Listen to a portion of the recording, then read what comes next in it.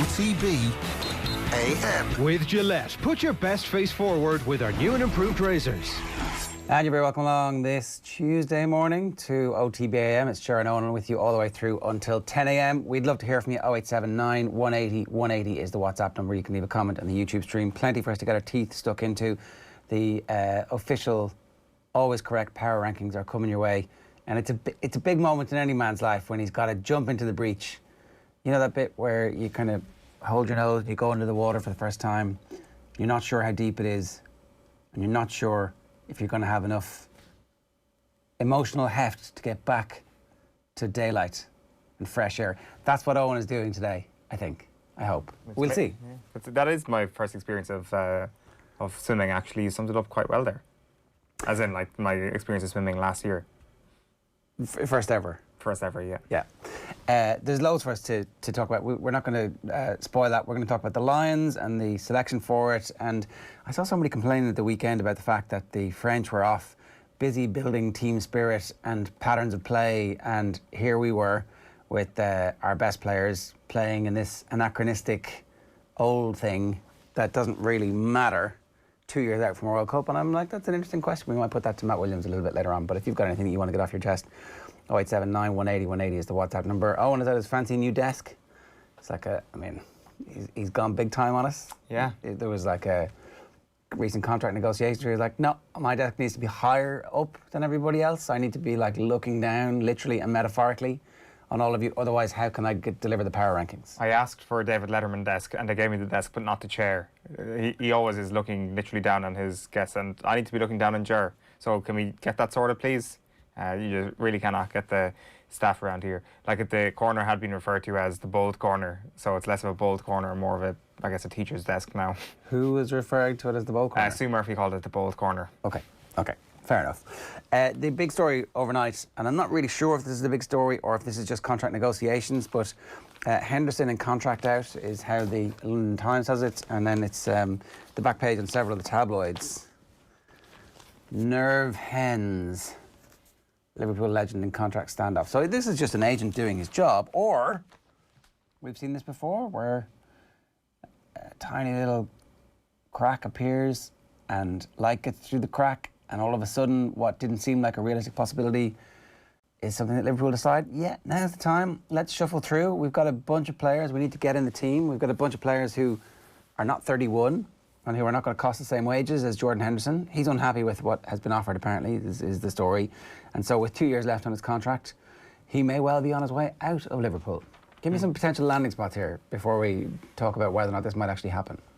It's hard to know. Like, I mean, obviously the different reports kind of include different pieces of information. The Telegraph, for example, say Maurizio Pochettino, the former Tottenham manager who is now in charge of Paris Saint-Germain, is said to be an admirer of Henderson. So, I mean, could that be a potential landing spot? Is that something that is based in information that's being, I don't know, maybe being fed to the Telegraph or to other journalists around the place, that PSG, they're a rich club and they could certainly try and sign Artur Temik, leader and captain? Well, I mean, you're rebuilding the midfield that won the Champions League and the league, right?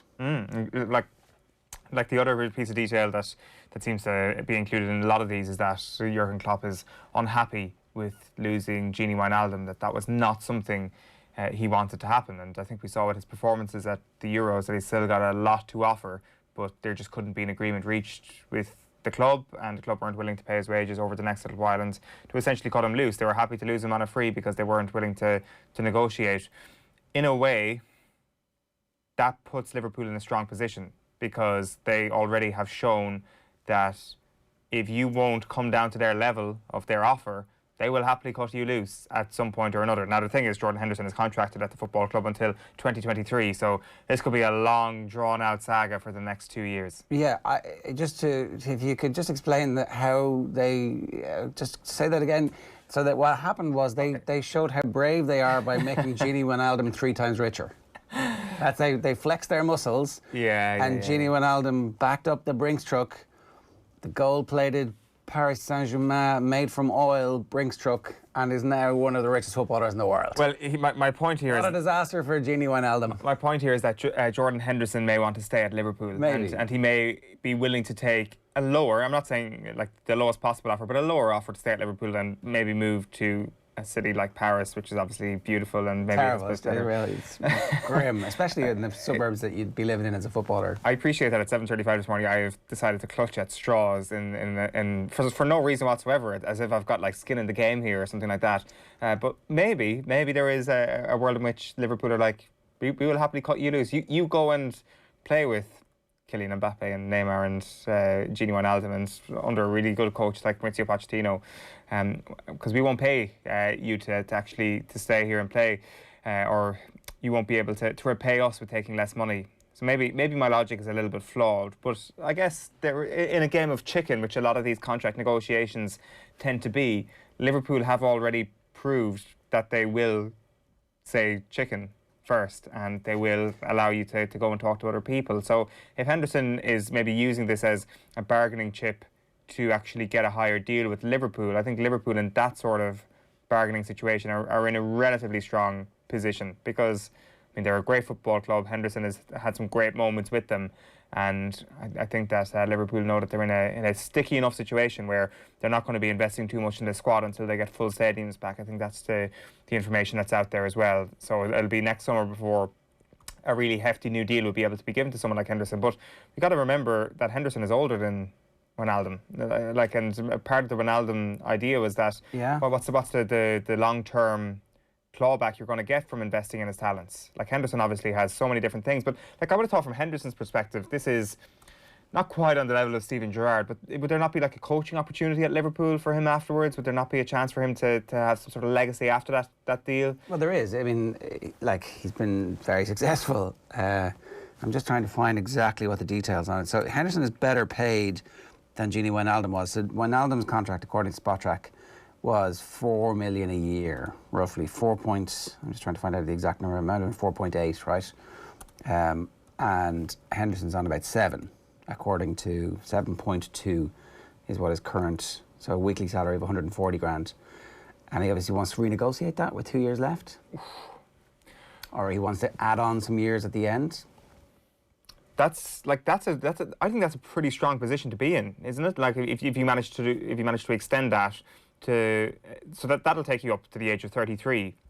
So does Henderson wants to maybe, like, he probably sees himself going till 35, maybe even beyond, but maybe 35 at Liverpool if he's allowed to be a bit part player, still keeps the captaincy. Like, I don't know. Like, I mean, Van Dijk comes back into the squad, and if Henderson is not getting his starts, Van Dijk is the de facto captain, really, isn't he? Like, that's kind of the way that it works. And if they manage to tie up all the other loose ends that are in the squad at the moment, so like they're speaking to a number of people at the moment, a number of other people who are currently out of contract in 2023, and they're hoping to tie them up to long-term deals. Van Dijk is one of those players. According to Fabrizio Romano, Wijnaldum's going to earn 8.6 million after tax per annum, which is about 165 a week after tax.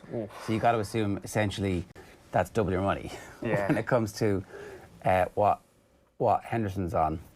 So I'm not saying for a second that Jordan Henderson is motivated by money, considering the fortunes that he's made from football, and also, as you've talked about, the legacy and the fact that if he was to go and play for Paris Saint-Germain, is he more or less likely to start for England in the World Cup? I don't know. Probably less likely. The evidence seems to be that you don't get picked. I mean, Kieran Trippier, I suppose, is the outlier to that. Maybe if you won the Champions League with somebody like Paris Saint-Germain. So Paris Saint-Germain one landing spot. Are there any English teams who might be a landing spot? Like a Manchester United?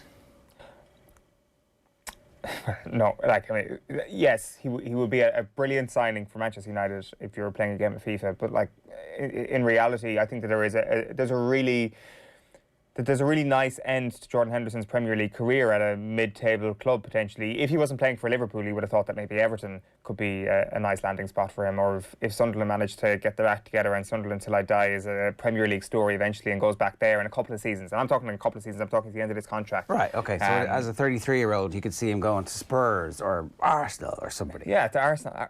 Arsenal would take him right now, no question about that. So right now, I think that he's clearly just trying to extend his deal, and he clearly sees himself as a Liverpool player beyond 2023, if this is why we're seeing these stories. But is he going to be of use to a Premier League title challenger beyond that point? I'm not sure he is, except if that club is Liverpool. So he'd obviously have a huge material impact when it comes to maybe a younger squad and the leadership qualities that he has at the club. But he wouldn't be able to move to another Premier League challenger. And maybe even now there'd have to be a question about that of the other top 6 clubs who would actually be interested in taking him on, given that if you're not actually Manchester City or Manchester United or Chelsea, you're probably looking to the future a little bit. You're Leicester City, basically, and you're trying to build a younger midfield, and I'm not sure if a 31-year-old Jordan Henderson actually fits in with that. And that's talking about it right now, as good as he has been and as brilliant as a player as he still is. I just don't see that happening. But I do see, in 2 years' time, a nice sunset move for him where he battles on in mid-table Premier League. But then the easier thing to do in your career would be to go abroad and take that massive paycheck that could be on offer. Yeah, and go and have that experience, especially for your family and your kids, and make them fluent in French or German or Spanish or Italian. Like the Italian league, he'd do pretty well in the Italian league, wouldn't he? Go and sign for one of those teams and play out a couple of seasons there. I don't know. I think that he's been very successful. I think the World Cup is probably going to factor into his plans, and so therefore you probably... My bet is that nothing happens here, right? Because he's too important to Liverpool, particularly in the absence of Wijnaldum. But I think it's interesting that these stories are popping out, and I saw Gareth Roberts suggesting on Twitter yesterday that this was just one of those off-season stories that doesn't actually end up going anywhere. But the fact that it's leaking out... Do Fenway Sports Group have enough credit in the bank to sell Jordan Henderson at the moment with their Liverpool fans after everything that's happened over the last while? That's a good question. But also, what about the literal credit in the bank? Is the Wijnaldum situation going to feed into this in a way where FSG are probably could have got a bit more money for Gini Wijnaldum had we actually pushed him out there a little bit more after we won the Premier League title? Because that, let's face it, when we were doing the Liverpool depth chart with Gareth Roberts at the start of the season, we were talking about Wijnaldum probably not being there at the end of the season. Liverpool, I'm not sure, could they have done more to sell him? They probably saw him as a really good asset for the following season, defending your Premier League crown, not being able to bring in many new signings due to COVID, and maybe that was an exceptional situation. So maybe the reason why the story is out there now is that there is a sense that they might actually be able to cash in at some point. I know that may not exactly be music to Liverpool fans' ears, but maybe that's one of the reasons why we're seeing it. There is a reason why the story is out there like that, and that's it. The newspapers aren't just inventing the same story at the exact same time. So somebody somewhere wants this story to be published, and it's just interesting to try and pick through who's actually the one most likely to benefit from that. So is there a possibility that Liverpool actually have decided that rather than add on another couple of years where they're not sure how much playing time they're going to get from a 33, 34, 35-year-old, if they've got to add another 3 years for him to be happy, if it's 2 years, whatever, they're still thinking at 34, what are we going to get out of you? Then perhaps they're thinking if they can get 25, 30 million from whoever at this point, that's good business because their track record of signing players is relatively good. And, you sell him, you sell a couple of others, and suddenly you have enough money to buy one of the superstar midfielders that is out there at the moment that they've been linked with. And I'm just looking at who they've been linked with over the last week or so, and it's like a slew of midfielders. I would say that, that is a possibility. I would say it's more likely to come from Henderson's side just to get a new deal. It's you could make, I don't know, you wouldn't necessarily get offered a 1 year extension at this juncture. Nicola Barella, Sol Niguez, Renato Sanchez, Yuri Tielemans and Damsgaard are the ones that just on Sky today they've been linked with over the last 3 or 4 days. That's a high quality of player, and Liverpool will, regardless of the Henderson situation, be looking to sign in that area, you might have thought as well, given if you're looking at some signings that maybe haven't worked in that department for them over the last little while. It is in midfield, like the Naby Keita signing is something that hasn't worked out whatsoever for the club. It may yet do, but it's at this point maybe not. They're obviously hopeful of keeping Fabinho around and in the long term, and maybe his future is more important to the club on a footballing level than Jordan Henderson's actually is. Obviously there is kind of and I know we've said it already, there is more than just a footballing level to Jordan Henderson here. There is the importance of the man to the football club, and obviously his agent sees that as important, or somebody involved on his side of things sees it as important to actually kind of push this out. But so when it comes to the other contracts, then they're pretty confident on Allison, it looks, at the moment, that he is going to sign a new long-term contract before the start of the coming season. Fabinho, as I mentioned, is in contract negotiations as well. That's looking positive as well. And then Virgil van Dijk, Mo Salah and Sadio Mane are going to be the other three that they're talking to. They're all up in 2023. And then their fullbacks are up the year after. And that maybe isn't a problem they're dealing with right now. But they're such important players to the club, and their chances of getting back to a Premier League title challenge, that you wouldn't be surprised if they're sorting that out in the near future as well. We're all essentially writing off last season and their struggles in the league, and we're all assuming that once the centre-back partnership is established and fit and ready to go from the start of the season, that Liverpool will be full title contenders at least until March or April. That's what we're assuming? I thought what they showed at the end of last season absolutely makes them title contenders, the way they finished the year, that we were able to write off what happened for a long time before that. Once Virgil van Dijk comes back into the squad, early season you'd imagine, then things will go back to the way they were at some point. Okay, and the other question I'm going to ask across the show this morning, are we excited enough about the fact that the Olympics are starting on Friday? Like, does everybody realise this? That, like, it's wall-to-wall TV coverage, that Simone Biles is going to be something that we can just turn on TV and watch, one of the greatest athletes that has ever walked the earth, and we're all going to be able to be expert in that. That the diving is going to be class. That, like, loads of things that you think that and then you're like sitting there going, "This is amazing. I need to watch more of this." Are we? Is that why you've got the desk going? It's why I brought a new desk. So excited that you brought the desk to work today. There's also, like, I must say that there's like a power button here and like a couple of arrows. So I don't know what they do. But don't press it. They will be getting pressed at some point or another. Okay. So Simone Biles, of course, trying something that's never been seen in women's gymnastics before, she says. So no pressure, basically, on that front. And there was great detail of the Telegraph today about Team GB, which we'll get to a little bit later on in the show. You do not want to miss that. We've got the OTB Sports Olympic show starting this evening and running for the next 3 weeks across all of our channels. It's going to be on at 5 o'clock every evening. We'll be bringing you the biggest stories of the day and also take a look ahead to what's to come. So it's the cheat sheet that you need. It's going to be brought to you in association with Indeed, who are proud to support Team Ireland at the Tokyo 2020 Olympics. Indeed believes the world works better when people are given every opportunity to unleash their true talents, and the hashtag is Talent Unleashed. Now, here's what's coming up on the show between now and 10 a.m. We're going to get some breaking news from Phil Egan in just a moment. We're going to do our power rankings. This is the GAA Power Rankings, and I feel a change. There's a change coming. There better be. Matt Williams standing by 9:10. Sports pages at 8:30. After that, we've got Ross and Harry Byrne together. Aimee Mackin, the best Gaelic footballer in the country at the moment, I think it's fair to say. And Gaelic football coming your way at 9:30. Now, a reminder, OTB AM is brought to you by Gillette. Good mornings. Start with Gillette. Put your best face forward with their new and improved razors. Phil Egan is with us with some breaking news this morning surrounding a, as yet unnamed, certainly unnamed publicly, but all over social media in the UK. Phil, good morning to you. What's going on? Yeah, so morning lads. A Premier League footballer has been arrested on suspicion of child sex offences. The 31-year-old man, like you said, Ger, hasn't been named, has been bailed while police continue to investigate. He's also been suspended by the club. Now, we know that it's Greater Manchester Police, and like you said, I mean, you don't have to be Poirot to work out the name being linked if you go onto social media, but we obviously urge people that are posting to post with caution, because there's a reason that the player hasn't been named yet. But it's not in that many of the papers. Obviously, it was a story that broke late enough last night. I think it's you'll see it on the back of the Mail when you're going through the papers this morning. Yeah, I think Everton have released a statement this morning as well, saying that one of their players has been suspended. Yeah. Well, I mean, the statement we saw hadn't got a club affiliated to it, but certain reporters have.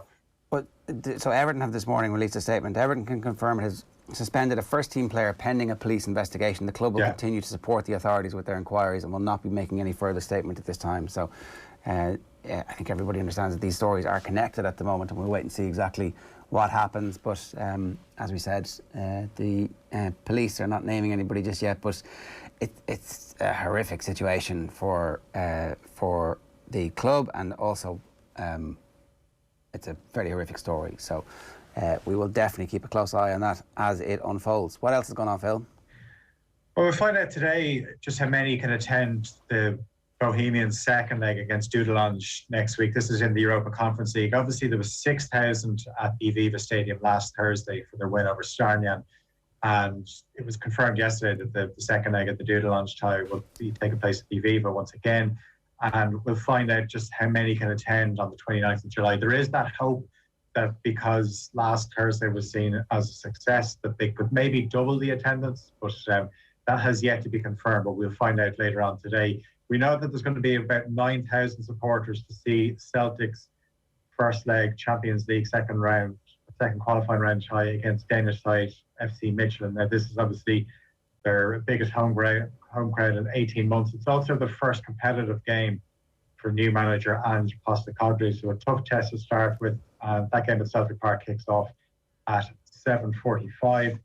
Limerick booked their place in the final of the Munster Under-20 Hurling Championship last night with a 127 to 17 point win over Clare. Limerick will play the winners of tonight's second semi-final between Tipperary and Cork at Settle Stadium. Also, both semi-finals in the Leinster Under-20 Hurling Championship this evening. You've got Dublin against Offaly at Parnell Park and Kilkenny against Galway and Tullamore. Those games all throw in at 7:30.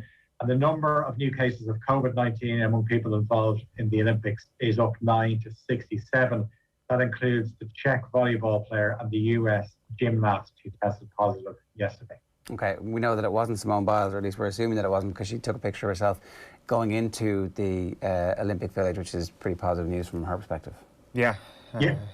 Absolutely, and that, like, I mean, it's obviously a teammate, and like a lot of the positive tests I know with one of the Czech side of things, they were fully vaccinated, obviously, and are still testing positive. So it is a bit of a lottery. Does that mean that they'll be allowed to go back in 3 or 4 days? Or is that then done for the whole thing? It's like, sorry, we're not taking any risks. Well, there are still. This is the beach volleyball team. This is there is some hope that they will want to get their opening round postponed, which I think is on Sunday.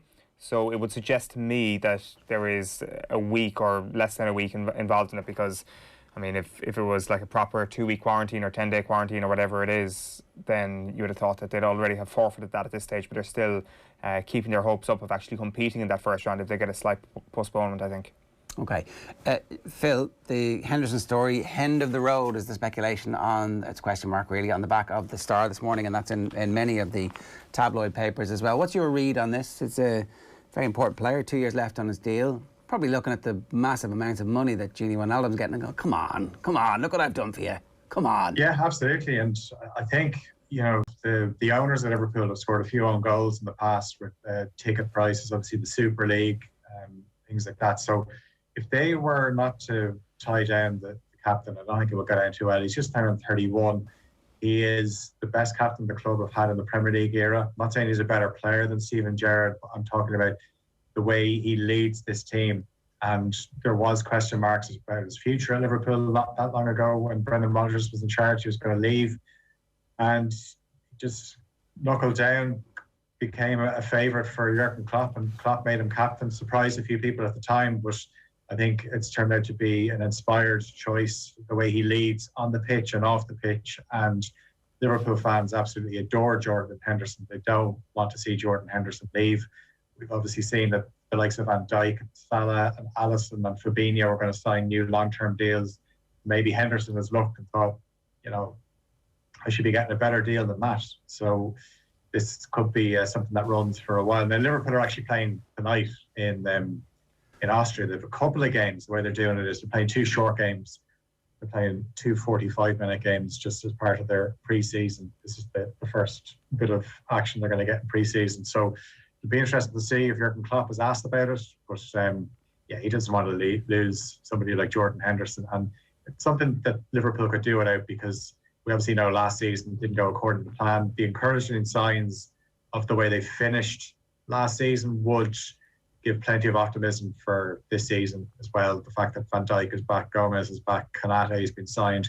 But I still think they could do with signing a midfielder and another attacker at the very least. And you're looking for a midfielder as well that can score goals, because Liverpool, we know how good the front three have been. There was signs last season the front three is no longer as potent as it has been.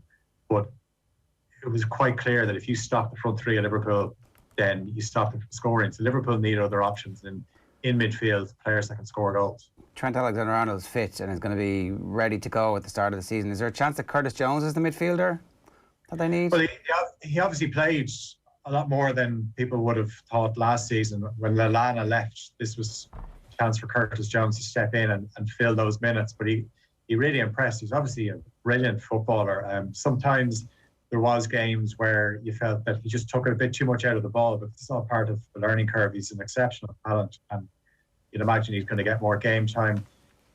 Does Harvey Elliott stay at the club, or does he go out on loan? He obviously impressed with Blackburn. He's one for the future. When they signed, it was always going to be one for the future. But I just think they need somebody to replace Gini Wijnaldum. Not necessarily a like for like, but just somebody that you can rely on, play at least 35, 36 league games throughout the season. Yeah. Is durable, and as I said, it would also help if they can contribute with goals. Yeah, that's not Naby Keita, obviously. Phil, good stuff. Thanks a million for joining us. Cheers. Maybe Thiago was supposed to be that player. Maybe this year with no COVID, he'll be able to contribute a bit more as well. Paul says he must be asking for ridiculous numbers if they still haven't agreed. Liverpool are right not to cave, considering the financial climate where new deals have just been done for TV rights, which basically guarantees income for a long period of time for those super clubs, and the fact that they're going to have fans back in stadia sooner rather than later. I don't know. I think that Henderson's looking at everything going, come on, give it to me. Fergus Keogh says he's going to be 33 when his contract expires. Maybe then he'll still be a key element in the team, but it's unlikely he'll be getting a hefty deal. I don't know. I think that at 33, the way Jordan Henderson looks after himself, he could be a very important player for a team in the Premier League at the top end, or in the Champions League at that stage. So if I'm him and they're not giving me a new deal that is going to tie me down for 3 or 4 years and give me a massive pay increase, then just ride the contract out. All right, 7:57, 2 minutes late to this. Apologies for that, but we're going to get into it now. It's a big one. It's the power rankings. Eoin. Yes, indeed. So we're bringing the countdown all the way from 32 to 1, and people talk about a condensed championship being unfair on some of the counties that have got knocked out early. I think the person who is most at a loss after the condensed championship is me. These power rankings are the ones that have suffered a lack of flux. But then again, there isn't ever much flux in these because they're always 100% perfect and correct. At number 32, we have London. At number 31, we have Waterford. 30 is Leitrim. 29 is Sligo. Number 28 is Carlow. Then it's Wicklow at 27, Louth at 26, and Wexford at 25. No movement there because none of them have played a game of football since we last updated the power rankings. At number 4, we have 24, we have County Laois. At number 23, we have Longford. Number 22 is Fermanagh. 21 is Antrim. Then into the top 20. 20 is Tipperary, the first team we have called out today who've actually played a match since we last updated our power rankings. They were beaten by 11 points by Kerry. Cavan in at 19 were knocked out of the Ulster Championship after an 8-point defeat to Tyrone. And Down haven't played since either. They stay at number 18. 17 are Limerick, who got knocked out of the Championship by Cork on an 8-point win for Cork. Now, number 16 is Offaly. Number 15 is Westmeath. Number 14 is Clare. Number 13 is Derry. Cork are in at number 12. Roscommon in at number 11. Your beloved Kildare, they're at number 10. No move. No movement above County Meath. Oh, come on. What are you doing? What are you doing? What are you doing? Come on, give me, what are you thinking there? Well, I think Kildare are still in the Championship and just beat me the last time they played them. Well, look, we could just put the last, what are we into now, 8 counties in and as a top 8 and just settle for that. If you want to, we could just change the rules. What do you mean? And just put the last counties in there as your top 8 teams. No, so you're keeping Meath at 9 because against a Dublin team who had basically phoned in the second half, they did really well for a change. Is that it? It's happy days. You won the second half, lads. Well done. Congratulations. That's one giant leap for Meath kind, what happened on Sunday. Really, really good compared to everything else we've seen from them in the past. I know Kildare are getting promoted to Division 1 and Meath aren't, and I would love nothing more than to drop Meath down a few pegs here, but let's see how... Is Tommy there? Did he butt in on this? He is. Oh, Tommy, good morning to you. Hello. Jeez. Yeah. I'm not ready there, lads. I'm not ready to go here. You're not? I'm not going to jump in and make any more arguments. Come on. You're not ready to go. We can hear you. You're going to have to your voice sounds ready. You're the voice of God, essentially. So come on, tell us. My mic isn't on. You're going to have to give me a minute. Your mic is on. We can hear you perfectly. I can hear every word Whatever you just excuse said. you have. You're live on the radio, Tommy. Oh, he's turned off his mic. Or we've silenced him. I don't know what's happened there, but he couldn't hold up an argument that Meath are better than Kildare. What hope do Meath have of actually beating Dublin if they can't launch a proper argument on OTB AM that they're actually... So when these are officially published today, you're going to correct that, right? That's what I'm hearing. Not a chance. Not a chance. Kildare... I thought Dublin were going to beat Meath by 12 points was precisely what I predicted last week for the Dublin margin of victory over Meath. I think that Dublin could do that to Kildare in the Leinster final. And what difference does that make? We reached the Leinster final and they haven't. And also, we beat them most recently when we played. Come on, Tommy. I'm here. Yeah, I think Meath deserve to be in ninth position. They've finally backed up what we've been seeing over the last couple of years with a bit of a performance against Dublin. But to be fair, it was only 15, 20 minutes. Look, Jerry, if Kildare turn around and put in a performance against Dublin, even for that amount of time, even if they show something, I'd say maybe they should be edged ahead of Meath into ninth position. But they just haven't shown anything over the last couple of years. Is this the second Leinster final Kildare in the last decade? Maybe the third? They just haven't shown enough form. I don't know. What did you make of Jack O'Connor on the Sunday game afterwards, saying that this has been a great year for Kildare football into Division 1, into a Leinster final? Does it feel like that? It doesn't feel particularly great. I mean, Clare beating them in Newbridge was one of those kind of stereotypically inconsistent performances from Kildare that suggest that they're like nearly there but not quite there, nearly there but not quite there. It's like not since Geezer have they had consistency of performance and I would argue a clear identity. Still not quite sure. Even in the Westmeath game at the weekend, absolutely devastating in patches and then completely out of the game for ages. Like if Westmeath, a bit like Meath, had taken their goal chances or had not gone for goals if they just clipped a few points when they were behind, instead of going for goals, particularly the third quarter, then it could have been a very different scenario. So you're talking this whole thing down all of a sudden. Well, I'm sorry. You just clambered off that ladder. You were like, you had a pickaxe at my power rankings, and you're like, yes, I've heard the device of God, aka Tommy Rooney from Meath Hill, and I've got off the ladder and I put the pickaxe. That's it. That's your argument just falls like that. That's exactly what happened to the Dubs in the third quarter last week. The Meath men stood up to them, and we saw them wilt completely. That is exactly what happened. God, you honestly, he's joking about that, but he thinks that's true. You do think that's true. You said you saw it in the Dubs' eyes. You saw it in their eyes. Well, it was the 49th minute, Ger, until Kieran Kilkenny scored. Look, I know the game was on GAA Go, so I don't know how many people actually saw it, but... Oh, he's going to pull the I was there card here.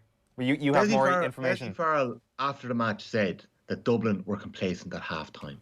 When on earth have Dublin ever been complacent over the last 10 years? And I know now, recently, they haven't been beating teams by 20 points. They've been keeping the ball. They've been holding possession. They've been killing hope. But they couldn't do it yesterday for 20 minutes.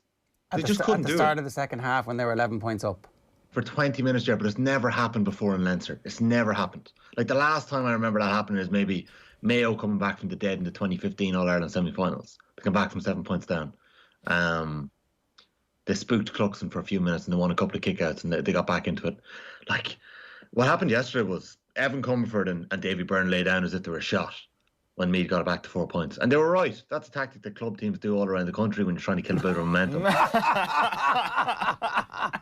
Meath get it back to 3 points.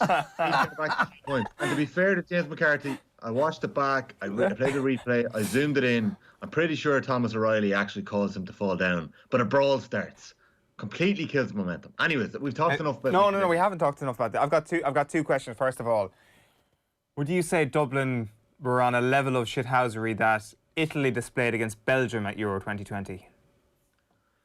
No, not necessarily. I don't think it was. I don't think the level of shithousery was that high. No, I don't. To be honest, I don't. And second of all, how much are you blaming Conor Lane? I heard he had a pretty good line of vision for that penalty that they should have got in the first half. Yeah, I got accused of being a petty sore loser a good few times yesterday. I don't know. I just found it remarkable. I couldn't tell in real time watching it, but when I watched it back and I saw Conor Lane's position, I just couldn't believe that he didn't give a penalty. So it looked like a rugby tackle. Like Brian Fenton has landed on the back of Brian McMahon. He's a big man, Brian Fenton. Now, what's he supposed to do? How can he get his own 6'12" limbs out of the way? But like he's tripped them in the penalty box at 3 points to 2. And I'm not looking. Maybe that would have woken up Dublin, and maybe Meath wouldn't have gotten the burst. Was it a goal-scoring opportunity, Tommy? I don't know if it would have been a black card. Actually, I think there's 2 defenders in front of him. But it's a penalty. And Sure, yeah, Meath would have missed the penalty. We know that. That's how it works. well, sure, look at we never know. We never know what will happen. There's a 6-point swing very quickly. Anyways, lads, too much talk about Meath. It's over now. Meath's year is over, but it has given us enough to cling on to a little bit of hope. You know, it's definitely backed up what I've been saying for the last 3 years. What? Meath are coming and they're good? Is that what you've been saying for the last 3 years? It's been improvements over the last 3 years. Okay. Your Good to be ambitious, Hobby. 439 likes on your tweet about Conor Lane yesterday, Tommy. Congratulations. A lot of Meath people on Twitter. True. It's true. But they're in at 9th in the power rankings. It's a good outcome. Good outcome from the The season. Dubs are definitely rattled. Paddy Andrews screamed in my face when Brian Fenton scored that point in the 72nd minute. Like, he screamed in my face. What had you been doing to him prior to that? Nipping him I like just a had cornerback. this big grin. This big grin across my face for 20 minutes. That was it, like. I would say that was definitely not annoying whatsoever for Paddy. No, I think he felt like the whole press box was willing Meath on. Well, I'm sure they were. I think the whole country were like, oh. That's natural. It's natural, isn't it? Yeah, but the complacency is important. I think the complacency is important, and I'm not writing the Dubs off just yet. But I assume that our power rankings, when we reveal the next page here, is going to reveal that there's been a change at the top, Eoin. A quote from our last power rankings. If Kerry win by 15 points versus Tip and Meath get within 6 points of Dublin, I'll put Kerry top. Did either of those two things happen?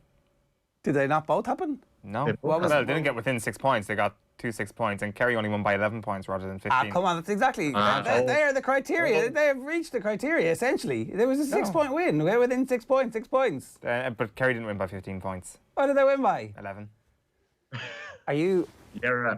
Come on, you can't be... I'm just looking at the numbers in front of me. Like, this is, as we all know, this is a very tight mathematical ship that I run here on the power rankings. So you've made a change at the top, right? There was an algorithm, and computer said no when I was looking in last night to see whether or not it would allow me to put Kerry top. And all I'm looking at here is actually, if anything, Kerry could be dropped down below Mayo, who beat Leitrim by 24 points. We'll bring up the top 8 there, and we can go through them. Come on. At number 8 is Galway. They haven't played since we updated them. Their last game was against Roscommon. They stay put at number 8.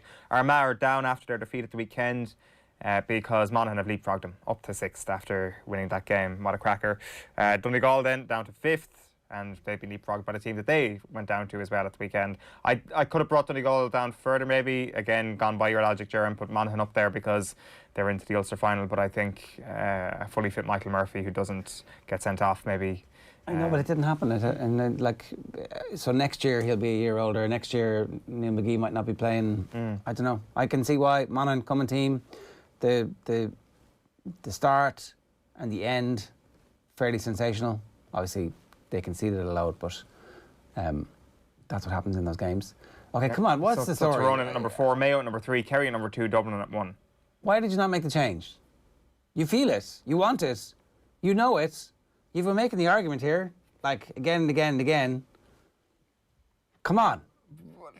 Like, I mean, you've been making the argument for the last 24 hours that this was a complacent performance from Dub. I know, but at the same time, in your power rankings, you have to be consistent. Yeah, like, essentially, everything that you asked happened. No, it literally did not. A one-sided victory for Kerry, which it was.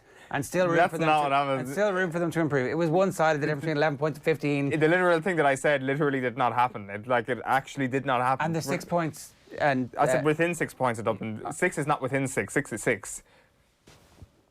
And 11 is smaller than 15. A good 4 points short of 15. And I'm not necessarily sure Kerry have actually been at full throttle since the league, and it's kind of hard to... So they're periodising nicely, rising, cresting to hammer Cork. Maybe, but I don't understand, like, what was the periodisation about in the league, especially late on in the league when they were safe, I guess, and that game against Tyrone. Like, I mean, they just haven't shown that form in the Munster Championship so far. 2 comfortable wins, that's for sure, and you can't be overly critical of them. So you can't make the decision to actually drop Mayo or bring Mayo up ahead of them. Like, you just can't do that. But by the same token, I don't think they've done enough to say they're guaranteed to win the All-Ireland, which would be what you need to see from them to actually go to number 1, I think, because as we've made the point yesterday, I think a team needs to be better than Dublin to actually beat them in an All-Ireland final. I think if 2 teams are of a similar standard, I think Dublin will beat them. So have we seen enough from Kerry so far in this Munster Championship to show that they're better than Dublin when Dublin eventually stop getting complacent? I'm not sure that that argument is actually settled yet. I think that there is every chance that Dublin get beaten, but I still think team number 2, team number 3, team number 4 there could all be the team that actually step up and take it. And it's a really exciting conclusion that we've got to the All-Ireland Championships. And maybe I'm just buying your argument from yesterday. Maybe when the Mercury did tip 30, that was it. Dublin were like, we got to conserve this energy, and that's why we got to keep them at number 1. Give us a number. How much do Kerry have to beat Cork by to be in contention? It's not like, well, I would say Cork are the best team they've played this year, and they will be the toughest game they've played this year. They're in at number 12 in these power rankings. Give you a number. I don't know. Like, it depends how the whole game goes. Like, I think a double-digit win against Cork would be very impressive. I don't predict. I actually don't necessarily predict it's going to happen. They'll win by 5 to 7 points, right? I probably 5. I would say 4 or 5. I think will be the margin of victory. Like, there are some people saying that Kerry are going to pulverise Cork, and I do think that if you put Dublin into Kerry's position, and I'm not talking about Dublin this year. I'm talking about Dublin over the last few years. If you put them in Kerry's position where they're in that Munster Championship, I think they actually rack up bigger wins, and I think they're even more ruthless. And I don't think they definitely would have had the issue they had against Cork last year. But even the kind of slight issues that Cork caused in 2019, I don't think Dublin would have experienced that. So the bar is extremely high here. Like, spread is 8 points. I just checked it there. 8 points spread. That's interesting. I think Cork have struggled massively to get scores on the board against Kerry over the last couple of years. And also the Killarney factor will play into it, and I know that people aren't happy with that because only 2,500 people will be in the ground, and who knows, maybe there'll be like a last minute push to a game, to a stadium with more seats than Killarney has. But then again, if they actually moved the venue and Kerry ended up getting beaten, there would be all-out war. There would be panic on the streets of everywhere in Kerry if they moved the game to Cork and Cork ended up beating them, which would be kind of funny, I guess, for most people, but not for Kerry people. Last point, I think there's a massive threat that there could be a big swing in the power rankings next week. Galway Mayo is going to go down to the wire. You think? Yeah, I think it is. Are you calling a Galway win here? I think it's going to go down to the wire. I'm just saying that it's 8th against Mayo are in 3rd, aren't they? 8 against 3rd. I'm just saying that Galway team could come alive in Croke Park the next day. And I think Mayo, without Ciarán O'Connor, are just still a little suspect. They've had massive wins throughout the league, massive wins in the championship, but they just haven't had a challenge yet. And obviously Galway have progressed a lot since they were hockeyed on day 1 against Kerry. The spread is a point for that game, by the way. Wow. I didn't know it was that close. Have Mayo not come alive in Croke Park in the past? Well, they will, and they have done. And Croke Park is definitely of benefit to Mayo. But I'd say, there's a bit of a siege mentality developing in Galway over the last couple of weeks, and Pádraig Joyce might have them in the right position. Yeah, I think that's right too. I think that I don't think Galway are ready to beat Dublin. I think Mayo might be if we get there, but I think that Mayo could be letting their mind dream a little bit about that and could get caught by Galway in that game. Oh, and I'm disappointed. Why? I think that you should have. What's in this for you, by the way? Like, I mean, this is a big agenda. Who's nothing? Who's financing I just want you to have here? cojones, co-Jones. Believe me, as Marty would have said. I've got co-Jones for days. What's in it for you? The power rankings are supposed to reflect the truth and accuracy, and there's this constant every day, every day, and you're a one-man rumour mill when it comes to the Dubs, and yet you bring none of that information to bear when it comes to the actual power rankings. Your algorithm is flawed. You think Dublin are no longer the best team in the country then? Well, I think that if it doesn't matter. Give me a definite thing here, because you seem to think it's Kerry. So I was about to say, I think that if Dublin win the All Ireland from this position this year, it's going to go down as good as that year that Kilkenny won the All Ireland by beating Tip in the replay when it looked like they were washed up. It looked like they were absolutely finished, and they managed to wrestle it back through sheer willpower. Because if you were to say, from the performances that we've seen so far, all of the Footballer of the Year candidates over the last couple of years, maybe with the exception of Fenton, is not at the level that they have been at when they've been at their peak, despite the fact they're still in the team. Kilkenny. He hasn't been as good this year as he has been in previous years, has he? He was brilliant. He was absolutely exceptional in the first half. Didn't have a great second half. I know we got to go, but I think your comparison with Kilkenny there is very, very important. I think that this might be, if Dublin win it, it'll be a huge achievement. It will not be their best All-Ireland, but it could be the last thing in the Dublin tale. The legacy. I actually disagree with that. I actually think that the Dubs are. I don't think they're going to go through a period in the doldrums whatsoever. I think people need to strike while the iron is hot. And I'm not saying that there's no pressure on Kerry here, by the way. Oh, sorry, Kilkenny did come back and do a 2 in a row and then another 2 in a row after that. Yeah, well, absolutely. They added in an extra. At the end, when they were finished, they won 4 more All-Irelands. And that 2 in a row is almost as impressive as what they did before that. But I think there's massive pressure on the chasing pack to actually beat Dublin. And I do think Dublin are in their weakest state since 2000 and let's say the most vulnerable state since 2014. But it doesn't necessarily mean that they're not the best team in the country. I think that your mindset, unfortunately, is there's no growth mindset in it. There's no opportunity for Kerry to grow in it. I've literally got a brand new table. That is like growth mindset 101 here. I've gone out and I've asked IKEA to drop this over. 15 minutes past 8 this morning. That is this week's edition of the Power Rankings. You can give Eoin hell on Twitter, or you can leave the comments in the YouTube stream, and we will of course bring them to you on our new patented segment, which we're still workshopping the name for, which at the moment is Feedback Corner or Feedback Loop or constructive criticism. Constructive criticism I thought was kind of hip and cool. Okay, 16 minutes past 8 this morning. 0879 180 180 is the WhatsApp number. OTB AM brought to you by Gillette. Good morning. Start with Gillette. Put your best face forward with their new and improved razors. We're going to take a quick break. We're talking rugby next. OTB AM on OTB Sports Radio, Ireland's first and only sports radio station. Sean, what's that thing going round the garden? That is our new Husqvarna Automower. Automower? Yeah, it's a robotic lawnmower from Husqvarna. Cuts the grass automatically, has GPS tracking and an app. Even works in the rain. I just thought, why spend time cutting grass when I could spend it with the family? Great! You can put the dinner on, so... No can do, love. Have to paint the man cave. Husqvarna Automower. Never mow again. Learn more at husqvarna.ie. It's not like it's a competition that's on again next year. You have to wait a full Olympic cycle to go again. Realistically, most of the team aren't going to be here again for the next Olympics, so it's like it's do or die. It's really about who can sort of minimise the mistakes and make the least amount of mistakes and just sail a really smart series. Doesn't stop just at the 100, 200 and 400. We have amazing girls in the 800 metres. It's carrying the whole way through, and I think that's something that's really important to note. For the best Olympics coverage, subscribe to the OTB Highlights podcast feed on the OTB Sports app now. OTB AM with Gillette. Put your best face forward with our new and improved razors.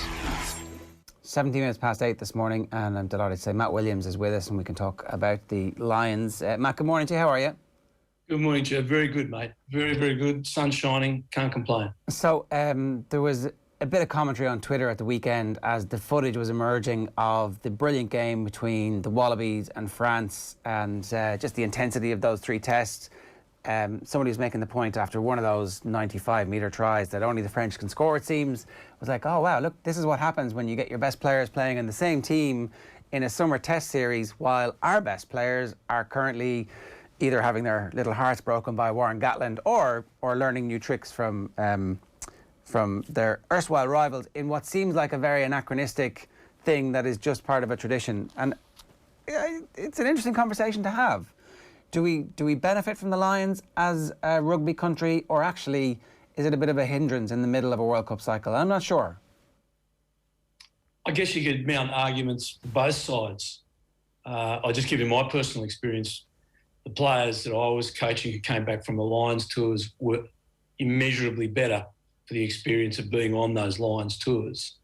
Brian O'Driscoll was just a completely different person, in my opinion, at the end of the 2001 trip, where he'd been around all these great professionals as Ireland was still trying to learn how to be a professional organisation. Now, those days are over. The French, in a Wallaby game, if we skip to that for a minute, we also have to remember that the French left a very strong, significant number of their best players out of that test side. There was no Duponts in that side, no Aldrits. They'd left, by my estimations, 12 of their best players out. No Gael Ficou.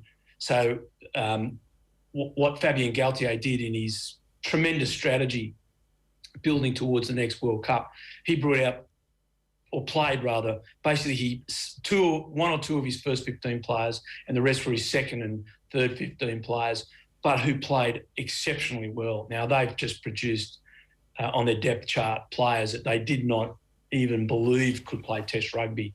They excelled. The fullback there, who played for Perpignan, who were in the second division here in France, he selected. So it tells you how strong French rugby is. It tells you also that Australian rugby's rebuilding very much so. They were very fortunate to win the Test series. France should have won that first Test home. All they do is kick the ball out, and they didn't. It was just the most amazing end to a game I've seen in a long time. How France lost it was incredible. What the French did brilliantly, though, is they exploited sin bins and send-off. So Korobidi, the Australian winger, was sent off in the first minute wrongly for a high shot. He's been exonerated. It was a ridiculous decision.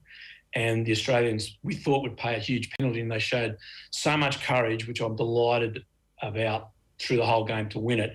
But that try you're speaking about was how you exploit a team that is a man down. And France not only exploited it, they showed absolutely staggering individual skills and scored one of the tries of not just the season, but probably the last 10 years. It'll go down as one of the great international tries. So I guess you've got an argument on both sides for it. I think as far as Ireland go, we just look at it through an Ireland perspective. Does it give Ireland the chance to build their depth in a depth chart? Possibly. The quality of the opposition, probably not. You know, there's those guys got starts. Joey got a start. Joey Carberry got a start. We saw some really good young players get their opportunity. The quality of the opposition was obviously highly questionable in comparison to where Ireland have to go. So Ireland have to beat one of the top four to make a semi-final. They've always beaten the others, but they haven't been able to make a semi-final in the World Cup. So that means you've got to beat France, New Zealand, South Africa or England. That's the ones you've got to beat. Now, we beat England in the last Six Nations, so that's a plus. But will you beat them at a World Cup? Now, I think we needed that summer. But look, it's a mute argument because the Lions is a cash cow and the European nations need the cash cow. It's always going to stay because it makes more money than anything they have.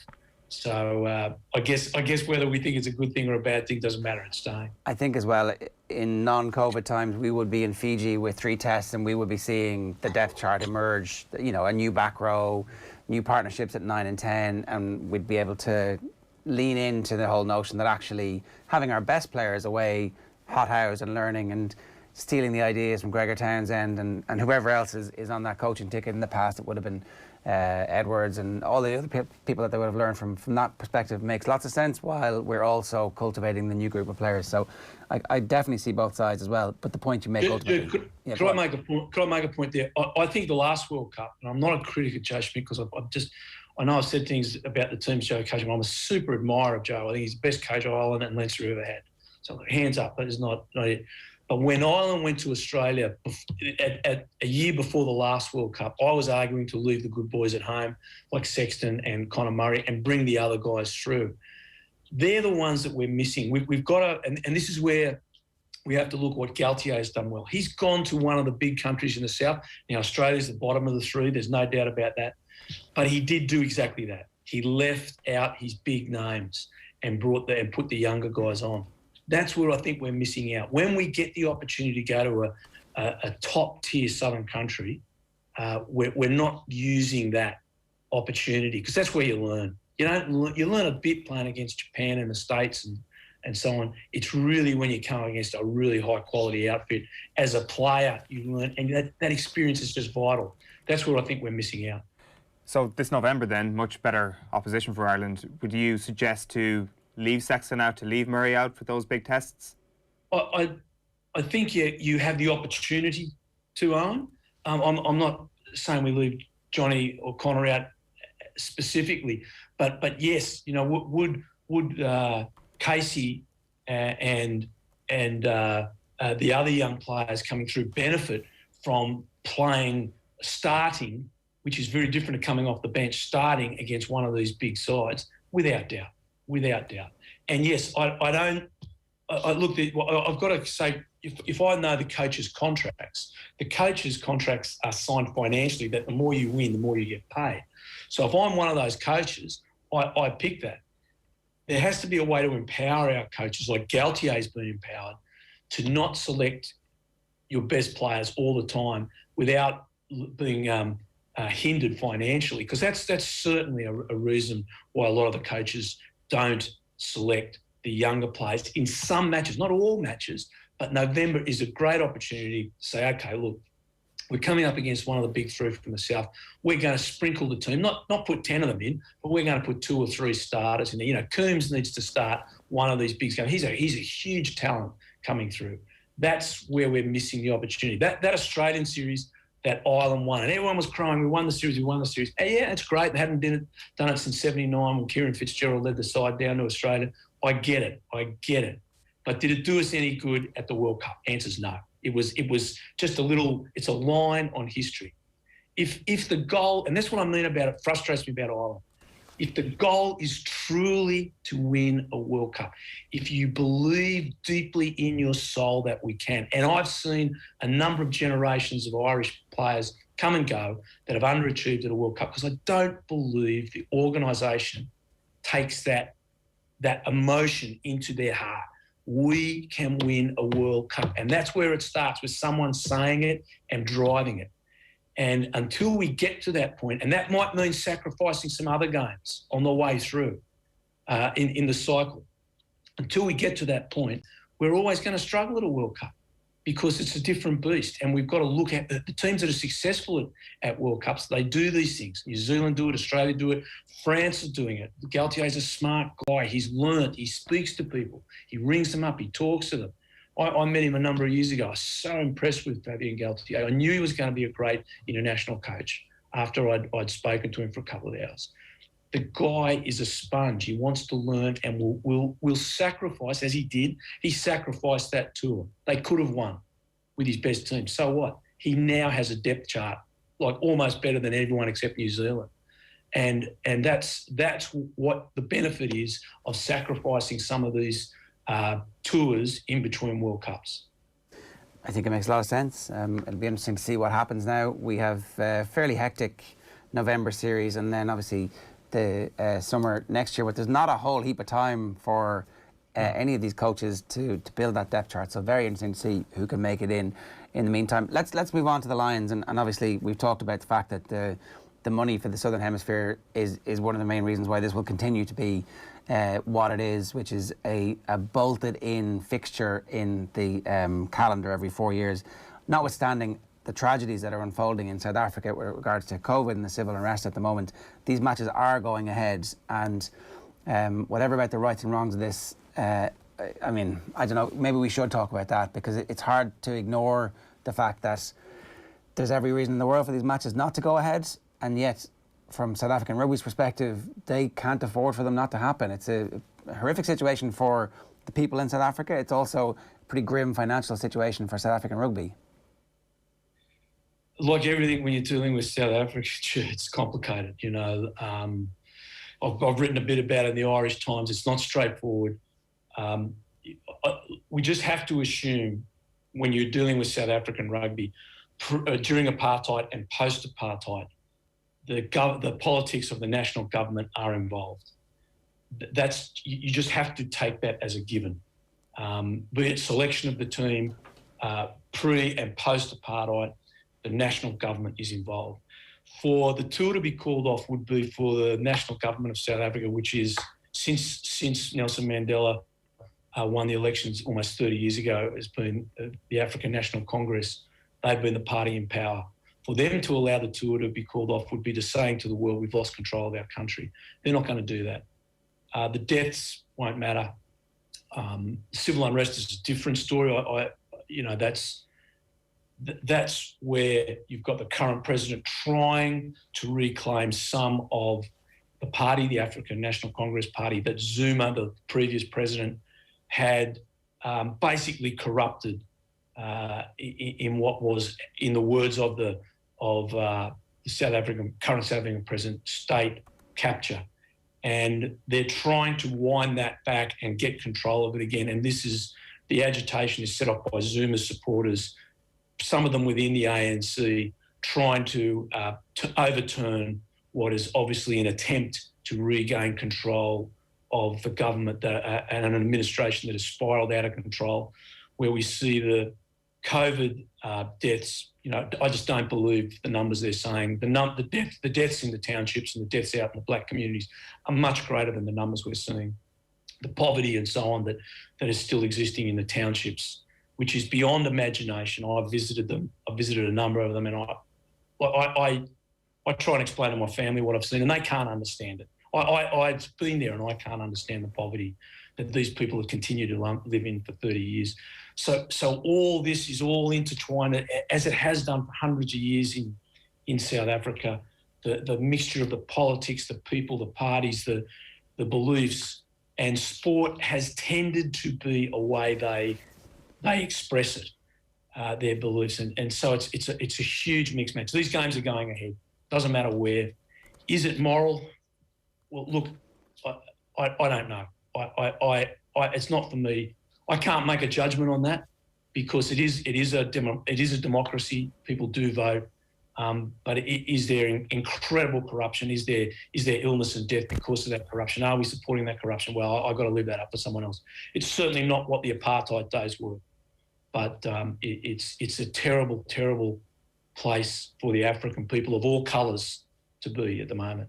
Yeah, and it's hard to know how that feeds into the emotion of the South Africans in particular who are taking the field at the weekend, and maybe Rassie Erasmus is the perfect person to deal with that. I mean, Rassie is somebody who, obviously in Ireland, left with a brilliant reputation as a very charismatic man who led Munster through a very difficult period and then left him in the lurch a little bit at the end. But I think everybody understands when you see the videos of him talking to the South African team that was the job that he was born to do and always wanted to do. So maybe in retrospect, Munster are happy that they had him for the short period that they did.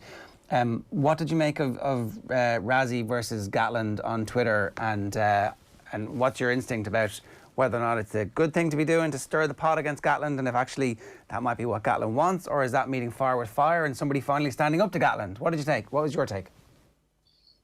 There's a bit of a storm in a teacup. I think they're both laughing about it. Look, let's go both sides. Rassie shouldn't have done that. That's not what you're supposed to do. There is an agreement. Coaching staff aren't technically allowed on the field. Now, if you watch the Wallabies on Saturday, their attack coach, Scotty Wiseman, one of my former players from Eastwood Rugby Club, a great guy, a lovely man. Scotty's running water for the Wallabies. So, look, every team has some sort of way of communicating. Does Gaddy need to be on the field to communicate with his team? No, they've got radios. You can say it and it gets to the players immediately. So I don't believe that Rassie being on the field was the difference between the sides. Should Rassie have done it? Technically not. But in Rassie's defence, they were smashed by COVID. They had staff that weren't allowed at the games. They couldn't bring anyone in. So they had all of those staff and non-rugby staff. They were doing jobs they weren't supposed to be doing. Everyone was all hands to the pump. We're in a bit of a crisis. We just got to get through this. So I think a little bit of understanding of Rassie and his predicament should be given. Was there a difference between the teams? Absolutely not. Does it mean anything? Absolutely not. On Saturday, when they go out and the Lions are there, are they going to get in a circle and go, and remember, Rassie was running water? Come on. Let's be big boys here and get on with it. I mean, I just think it was Gaddy being Gaddy. He found something to pick at. They got beaten well and truly by a better side. That's might be why he's trying to hide it. They've had 5 facile games that haven't meant much. The one game that was a big game, they got beaten, and they didn't manage it well. As I've said before, mate, what they did in that sin bin period when South Africa were down to 13, that was appalling. That's close to the worst 10 minutes of sin bin management by the team that had superior numbers I've ever seen. They lost the game there. And I think, Gaddy's good at deflecting. I think that was a deflection away from why didn't they call a scrum? Why did they, when they had a superior, a numerical superiority, did they tap the ball and go? They then had a line out and they called a 5-man line out instead of calling a full line out to suck the Africans in. You've got 13, they're 1 forward, 1 back down. If you have a set play, the Africans have to make a choice where they're going to put players. And you obviously attack where they don't have them. If they had a scrum just before half time, the Africans have got to pick a place, either a 7-man scrum and 6 in the back line, or do they put them in? You've got 5 in the back line. So if a school team and a school captain made those decisions, you would be critical of them in the aftermath of that, saying, like, absolutely. What were you thinking? So there must have been some sense, we're not going to reveal, we're not going to do, like, this is the most vanilla. We're going to go out and we're going to fight the South African A team because they're physically, I want you all to feel that. But unless it's just a complete shambles, surely there's just, everything is vanilla today. Don't show anything. Don't show your hand. Don't reveal your hand. If you get the chance to just tap and go, I want you to feel in your muscles what it's going to be like in the test series, lads. That's it. Surely. No? Am I wrong? Look, you don't say to your players, don't win the game. Like if you ever said that to any player, they never, they lose all respect for you. So the primary, and you couldn't say it to the players, you've got to win. So the decision there is not coming down from on top. Okay, they were down to 13 men. We've got a penalty. There's 20 seconds to go before halftime. We've already tapped and gone 7 or 8 times. Like, they couldn't get any more physicality in that game. Sure. Fair enough. And they tapped and went. They picked and went like it seemed an eternity. I walked out to the kitchen and came back in, and they were still tapping and going and running into each other. I mean, it was boring. They should have taken the scrum. And you get what a psychological advantage to get over the Africans, where you have a scrum and you might get a penalty try, you might get a pushover try. All those things came into play. So I just thought it was really, really poor on-field management. Does Conor Murray take the blame for some of that period? He's captain. He has to, but surely the English captain was on the field as well. So there's a lot of leaders out there that could have said, "Come, let's take the scrum." So I just think it was really, I think it was a bit of arrogance, to be honest with you, that they dominated everyone else so much they were going to get over. And it was just personified. Mario Toje, like a giant of a human being, one of the most powerful men I've ever seen play the game, picks and goes. He gets under Estebes, so he's physically under Estebes. Estebes is out of weakness. Estebes bear hugs him, but he's over the top. He hasn't got any leverage. He twists at Toje, picks him up and drives him back 2 metres. If ever you needed a little lesson in that, trying to out-headbutt South Africans is a lesson in futility. You are never going to do it. They are the world champions at headbutting. You've got to think about some other strategy. You had a numerical advantage, you didn't take it. That's just dumb footy, and there's no other way to put it. Now, will they learn from that, the Lions? Absolutely. Have they learned from that game? Absolutely. Has Gaddy learnt from the quarter-final at the last World Cup where they kicked the ball 40 times and South Africa kicked it 41 and they headbutted South Africa and lost? I hope so, because if you go out in the first test and you get back to that headbutting competition, you're going to lose again. They'll win it every time. You've got to do something different to beat the Africans. Have you seen enough to suggest that the Lions are going to win the first test? Or, because, look, I don't understand it, but the bookmakers make the Lions slight favourites for the first test, and everything I've seen suggests that South Africa A is like 50% of what the full team is going to be this weekend. They haven't played any rugby. Well, they haven't played any rugby together, but they've all been playing world-class rugby for the best teams in the world for the last 18 months, and they are the world champions.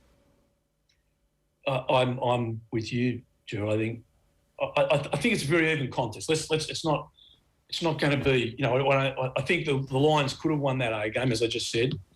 They got a bad decision at the end of the game. I thought they definitely resembled, absolutely scored a try at the end of the game, but the ball was clearly on the line. So they could have won that game. So there's not much in it. But the Africans are going to be a lot better for what they were, and they're going to have new players coming in. The Lions have got everyone but one player, but Finn Russell, available to them. Like, they are going to be a powerful outfit as well. But they've got to play something besides kick and chase and headbutt. They've got to get the ball wide. South Africa will give them opportunities, but there's going to be very few of those opportunities. They're going to be like 2 or 3 in the game. They've got to take them. If they don't, they'll lose. So I certainly wouldn't be betting on either side. I don't like losing my money because I just think it's a toss of a coin. The first test, I actually think the Lions should have an advantage, but I don't believe they do. I think the lead-up games have been so poor for them that they haven't got a massive amount out of it. You heard Tandy saying they had a 90-minute selection, being the hardest meeting they ever had. I've tried to pick a side here, and I'm going, wow, I don't know. There's about 7 positions could go either way. And if there's arguments for both sides. Whoever you leave out, how do you justify it? Whoever you put in, how do you justify it? So it's going to be a really tight... It's going to be a fascinating game. Don't get me wrong, I think it's going to be a brilliant game. It's going to be fascinating who the Lions pick in almost every position going through, including people that we thought were fastened on, like Conor Murray. Like, Conor's position's under real threat now, and a week ago I didn't believe that. So I don't think it's going to be advantage anyone. I think it's a really even contest. I will say this. I can tell you exactly how South Africa will play. I know exactly how they play. And so does a whole lot of other rugby people in the world. They're not going to play any different. It's what the Lions do that will determine the outcome of that test. If the Lions can find a different way, and they've been trying it in their attack, hasn't been perfect, but they've been trying it.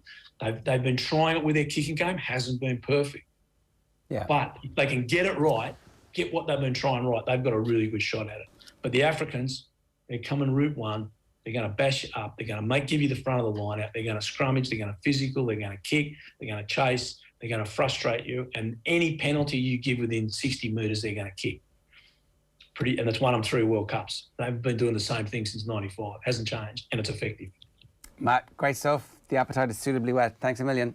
See you guys. Great to talk to you. Always really thoughtful stuff there from Matt Williams, giving us his thoughts. If you've views, we'd love to hear them. 0879 180 180. And of course, I should remind you that the games are all live here on Off the Ball on News Talk. You can hear it. The 5 o'clock kickoff. Brian O'Driscoll and Neil Tracy on commentary duty for the first test. We're going to bring you live commentary of the 3 tests. Obviously, the first one is the Springboks against the Lions. 5 o'clock kickoff, pre-match, post-match analysis as well from our star-studded array of analysts. And a reminder that all our Lions coverage is brought to you in association with Vodafone, lead partner of the British and Irish Lions. Really looking forward to that. We've got an interview with Ross and Harry Byrne a little bit later on this morning as well. Armagh star Aimee Mackin joins us after 9. Right now, I want to play you this. It is a little bit of Eddie Brennan talking about Kyle Hayes last night. Have a listen. I won't take away the compliments. I'll hold the compliments for a minute. But I suppose we talked a few weeks ago about the art of defending. And I think if you were to look back on it and say that a guy was going to come from his own 45 or 65-yard line and nobody was going to lay a glove on him, you'd be kind of pulling your defensive unit aside in your review and saying, guys, how did this happen? But I just know it as well, watching the match from the high behind, how Gillan again makes those runs. And he just literally ran straight at Kyle Hayes. And in doing so, he brought Porrigmar with him. And Porrigmar, bought it really. I suppose his brief was to stick with Gillan and mark him. And as in doing that, I suppose he just for that split second probably didn't realise, my priority is to protect the goal. And it's something the Tipperary were very good at. I've seen in the past where they would flood that area. But, we have to give Kyle Hayes some credit. And what an amazing finish even, because he had the hurl turned the other way down with the heel of the hurl up to the sky, which is normally you have your toe up when you're striking a ball like that. And again, he got ferocious power in it. But, he was coming at such pace. All he was doing really was going to pass that ball into the net. And I think, in fairness, Barry Hogan had no hope with it. But I wouldn't like to have been chasing him. I think if as a forward you go, oh God, you can't believe that a back scorched you from well outside midfield and went all the way and stuck it to the net. It was just really was. He's a powerhouse. Yeah, brilliant analysis there from Eddie Brennan. You can listen back to the full thing if you subscribe to the OTB GAA feed in your podcast app. So whatever app you're using, and obviously the best place these days to get that is actually on the OTB Sports app, where you can subscribe to it, and anytime we update it, if you turn your notifications on, we'll send you a little notification to go, there is some fresh free content available. Will O'Callaghan is with us. Will, good morning to you. Morning, lads. How are you getting on? I can't remember a better score in any sport. It's right up there with anything you've ever seen, isn't it? Yeah, it's remarkable, particularly given the context of the game too. This wasn't just a goal scored in some, not important match. It's the middle of a Munster final when Limerick are on the crest of a wave coming back in a comeback victory against Tipperary. And I would kind of echo what Eddie said. I'm surprised that Tipperary half-back line didn't find a way to cynically pull down Kyle Hayes as it became clear that he was on a beeline toward goal. But as a neutral, I'm delighted he wasn't pulled down. And also, I actually thought that he was going to scuff the finish because his hurl was turned into a pretty unnatural angle, and he had to use the boss at an unusual angle to actually try and generate any kind of power. And it's really good placement. Like, he's not taking leather off the slitter. This was a shortened grip because he could well have been hooked. The hurl's not in a good position when he throws the ball up, and yet he was able to, use his technique in order to finish it off, which is not an easy thing to do after a 70-yard sprint in the blistering sun in Cork on Sunday. So a remarkable comeback and a remarkable goal, which capped it too.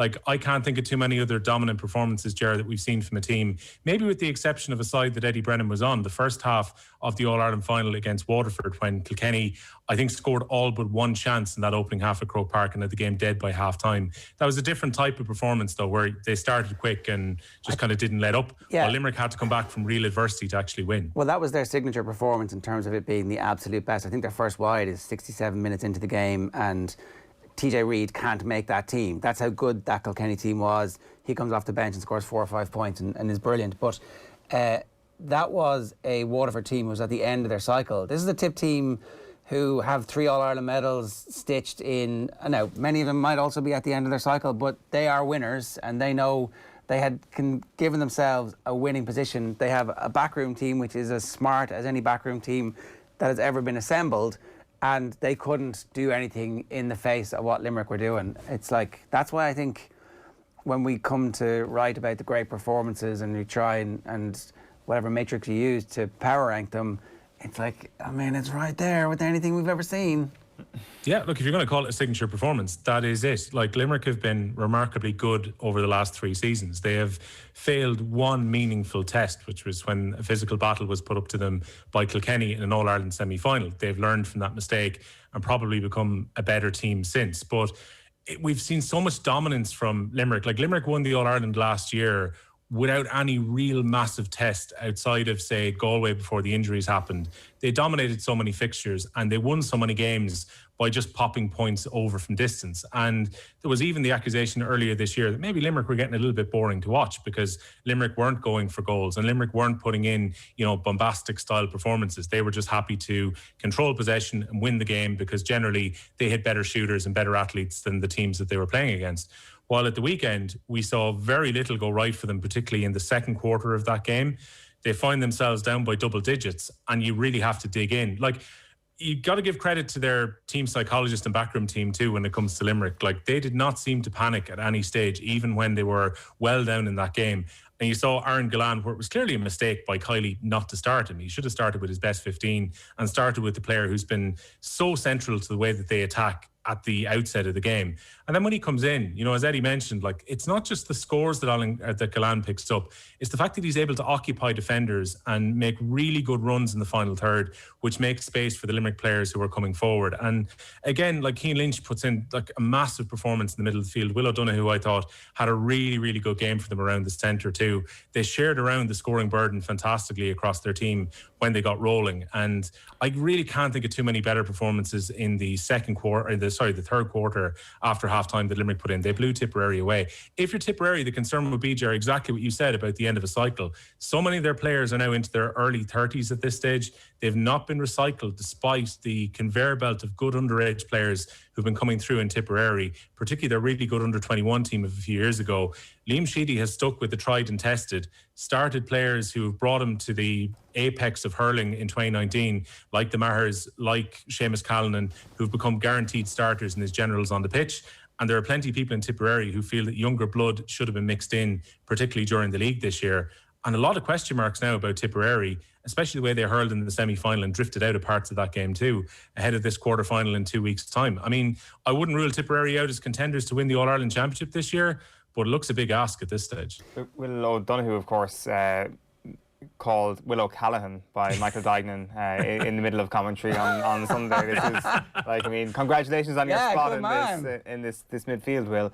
Like, I mean, I'm sure Casey was delighted with my assist on flicking it over the top for him. So, like, what I'm interested to hear is that, like, what we've got in Kyle Hayes at the moment is a guy who is travelling from A to B. Like, he's literally about to get the tux on and pick up his All-Star for Hurler of the Year right now, and it's a sure thing. It's that path is clear. So who is going to be the cynical man who is going to stop that from happening between here and point B? Who is going to be the Lara Corbett to his Tommy Walsh between here and the All-Ireland final? Look, I think after what happened last weekend, if he gets the motor running again in a big game and starts running from his half-back line and makes a run towards goal, I think somebody has to take him down. I mean, I know the new rule at this stage is... Can I hang on a second? Go on, the next time Kyle Hayes picks the ball up inside his own half, it's a clear goal-scoring opportunity. And if you take him down, you're going to the bin and it's a penalty. Come on, the rules are rules. Well, that's the trick. If you're going to rugby tackle him maybe in midfield where you can make an argument that there's 8 players behind you. Not enough. We've seen it now. But yeah, once he hits the 45, like we saw last weekend, I think you'd have to consider that a clear goal-scoring opportunity, and far more so maybe than the controversial black card that we saw with Clare and Tip a few weeks back. But in retrospect, now did James Owens not make the right decision? Because we see where the goals are coming from. Like the other goal that Limerick scored earlier, where it's a shot from it seems like the depths of hell. And it's a tap in, obviously, because there's a save made. Goal scoring opportunities in hurling, if you decide that you're going to shoot, there's a reasonable chance that the goalkeeper's going to be forced into making a save. It's an opportunity. It's a different game to the one that I grew up watching. It was a little bit more old school with Dublin and Kilkenny at the weekend, where Dublin, particularly from Nolan's puckouts, were able to go quite direct, and it felt a bit more like let the ball in long and let it in fast. But generally, with teams who now carry the ball through possession, like Limerick, like Waterford, a lot of the top teams in the country over the last 2 or 3 years, it's not unreasonable to think that if somebody picks up the ball in midfield, that with the skill levels right now and with the strength and conditioning we see with the players, that somebody who goes on a solo run, unless they are cynically taken down, have got the skill and the stamina combined to actually make a run in and create a goal-scoring chance. Still, I think the James Owen decision, I think that's actually probably a good thing to have happened early in the championship, because the referees will go off now, and when they're having their feedback from the GAA and from the assessors, the point will be made that, look, this is not the spirit of the rule that was brought in. It has to be considered an actual goal-scoring chance before you dish out a black card. And these things will balance themselves out. And we probably needed one high-profile one for it to happen. And I would hope that there's not a reaction, because there was a lot of hurling commentary afterwards, lads, that was like, oh, that's the moment, we have to ditch it now at this point. Even going back to Congress, there was plenty of us. I remember chatting to Michael Byrne about it, that at some point, a corner forward would be taken down out on the wing and a referee was going to make a decision that it was a black card offence. I would hope that what happened at the Gaelic grounds that day will now mean that referees will have a little bit more consideration about what's an actual goal scoring chance. Well, I think we can all agree that we're in the leniency period of the refereeing at the moment, where not ruining the game by keeping Aaron Glenn on the field was the right call at the time. Unless you're a Tip supporter, in which case you're like, that cost us that match. Yeah, so I think that was a terrible. I think there's a difference between the two of them as well. One is not a very new rule, and another one is a brand new rule. I just want to know if the former Clare TD who suggested that there should have been a protest organised at the decision of the Gaelic ground still wants said protest to happen, because I mean he's absolutely kick-started the summer, James Owens.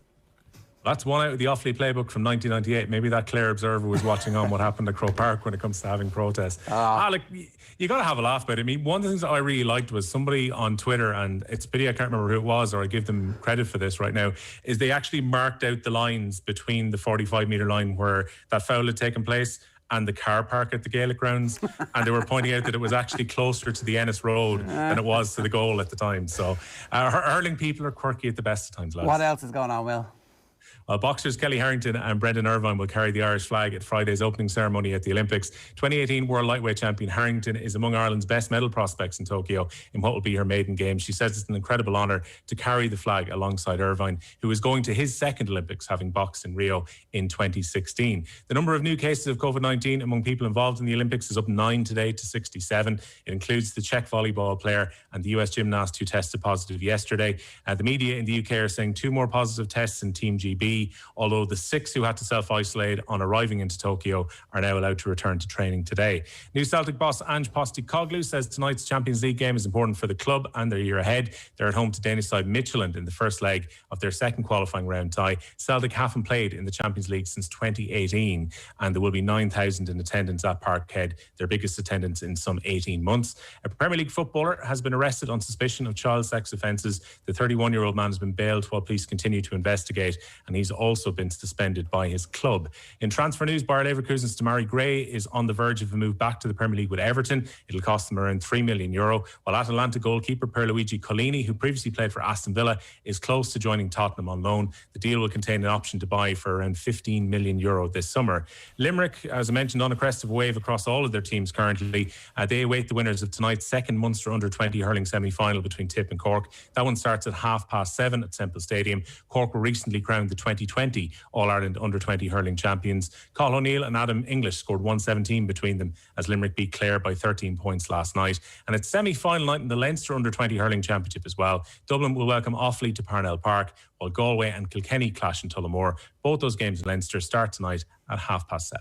Well, good stuff. Thanks a million for that. You can read more from Will across the day on otbsports.com. It's 8:55 if you want to get in touch with us. 0879 180 180 is the WhatsApp number. And, of course, you can always leave a comment on the YouTube stream as well. OTB AM is brought to you by Gillette. Good morning. Start with Gillette. Put your best face forward with their new and improved razors. We're going to take you very quickly through the sports pages. We'll start with otbsports.com. And on the otbsports.com homepage, there's some really good sports content. And unfortunately, my internet connection is so slow. It is. Have Kerry finally passed out Dublin? The Power Rankings leads the way on otbsports.com. You'll have to click into that article to find out. Saved you a click, no. Saved you a click. No Co Jones this week. The Co Jones, no Eddie Co Jones on my side of things this week, but next week potentially. That could be the time of the morning to you if you just want to stick it up there. Irish Independent back page headline there: doubts hang over Henderson's Liverpool future as talks stall. Croke Park to host Ulster football final on Saturday week. Everybody's having their provincial final in Croke Park. Everybody, Eoin. Everybody. All of the good provinces. Apart from which one's not having it? Here we go again. Here we go. Man from what are you scared of? Man from Kildare/Dublin thinks Kerry is as close to Dublin as Tyrone is. What are you scared of? Shock horror that he thinks that would also be as logistically sensible. Well, she all live up here anyway. The most important ones do, I guess. What are you scared of? I mean, I would love nothing more than a day out of Cork. I won't be able to get to go to the game on Sunday. Best backs nailed on starter Murray for Lion spot. The back page of The Guardian this morning. Athletes isolation spreads panic through Team GB. Olympic fear. Health issues may force Brailsford to step down. David Brailsford's going to be leaving cycling. Apparently the stress of being the team Sky boss caused him heart issues. GB athletes fear Tokyo COVID threat at the London Times. Jones set to start first test. Alan Wynne Jones appears set to be named in the Lions test scene. This is the team is slowly being leaked, all right. Owen Slot has details on it. Henderson in contract out. Picture Simone Biles, who was in the Athletes Village yesterday. The Daily Mirror back page. Nerve hens. Liverpool legend in contract standoff. Tokyo Olympics gets ready for a lift-off. GAA needs dubs to be reeled in. Paddy Christie believes Dublin's decline will be good for Gaelic football. There were signs over the weekend, probably for the GAA, not from a Dublin point of view. That needs to happen because the Leinster Championship has become a complete joke. It's 100% correct, Paddy, and he is probably very, very right about that. The Irish Sun Olympic pings. Good? No good? It's fine. Not good enough to get the sting. Athletes also unhappy about games nightmare. Okay, sub-headline, I think it's Tab of the Morning to you.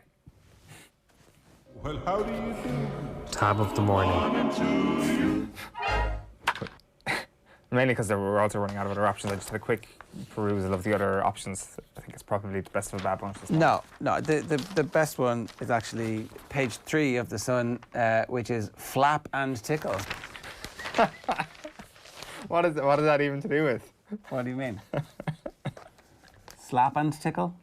I don't know. Give us the story here. What is? I haven't checked page 3 of The Sun this morning. So flap and tickle is the headline. It's a pun on slap and tickle. Yeah. You know what that is?